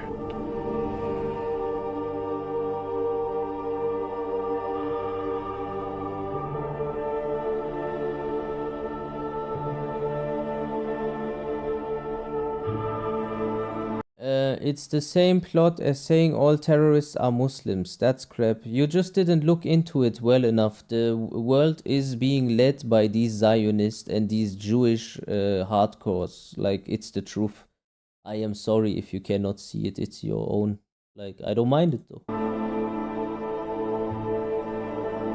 This is like, you have to understand this, what you are describing there, this is Islam. Islam tells us that this is the truth, and therefore if you want to say, yeah, we need to respect their religion or whatnot, you're not respecting mine by saying that I cannot believe in what my religion teaches also. You know, what is the difference? So, not saying they are... Bro, I don't know what your point is, like where you're trying to take the conversation. Like, we know the truth, bro. It is not some Muslims controlling the world, doing 9/11, doing Corona, doing all of these things. It's Jews.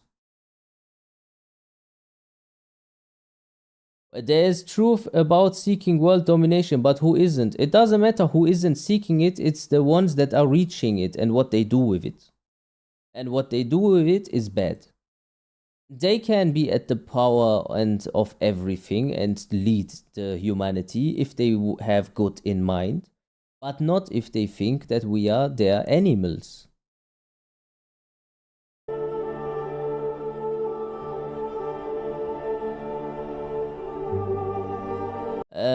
Yeah, I know that the Islamic countries are bad, Mio. That doesn't make my religion not true. It just, and Islam already describes how that the Muslim countries later go astray, and there is no real Muslim leaders, and that they are all fake, and they are actually with them, and that there is some sort of one world government that is led by the Zionists. So what am I supposed to tell you now? Of course, then all these countries, you think Saudi Arabia is Muslim led? Mohammed bin Salman and his Jewish ancestry? And that he was friends with Epstein? You think I fucking believe that, bro?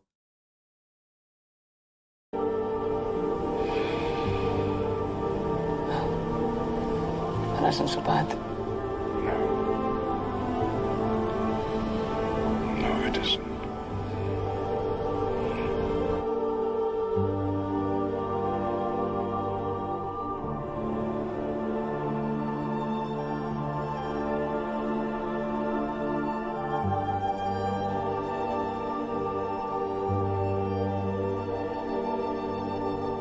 It is for you to distinguish what's true and what's not true. I found my truth. So I don't mind it.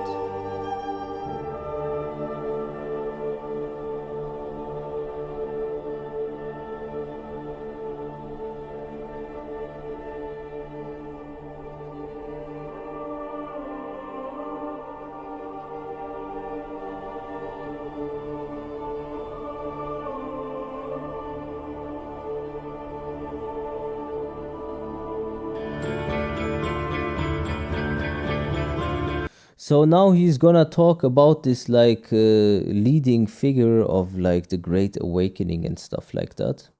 And that is apparently gonna be someone with this title. It's called the Mahdi.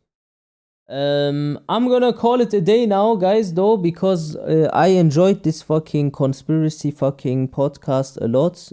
I needed to get into the vibe because we are gonna speak about, like, unironically with Lucas Gage in a podcast about like this Jewish influence to Bandai Namco and Vanguard and BlackRock, and how Tekken is gonna be turned into a gacha game, and this weird like upside down like situation with how the shills go deeper into this like inner circle by being fucking bastards and like liars and stuff like that.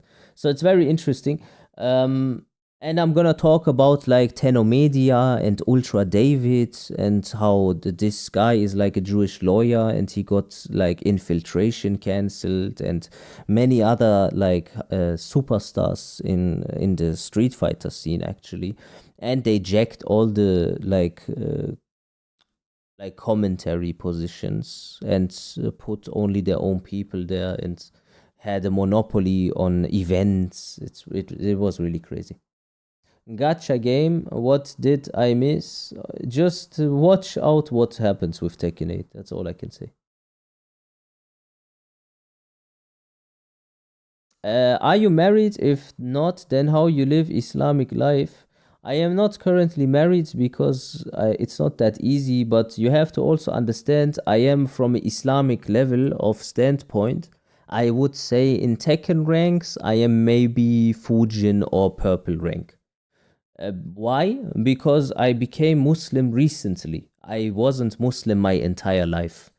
So that is why, you know, I'm not a fucking, what do you call it? A benchmark of Islam or something like that. You know, I am like bare low. Anyways, thank you so much. I hope you enjoyed the stream and good night. I need to go to work tomorrow. I'm gonna get fucked up, man.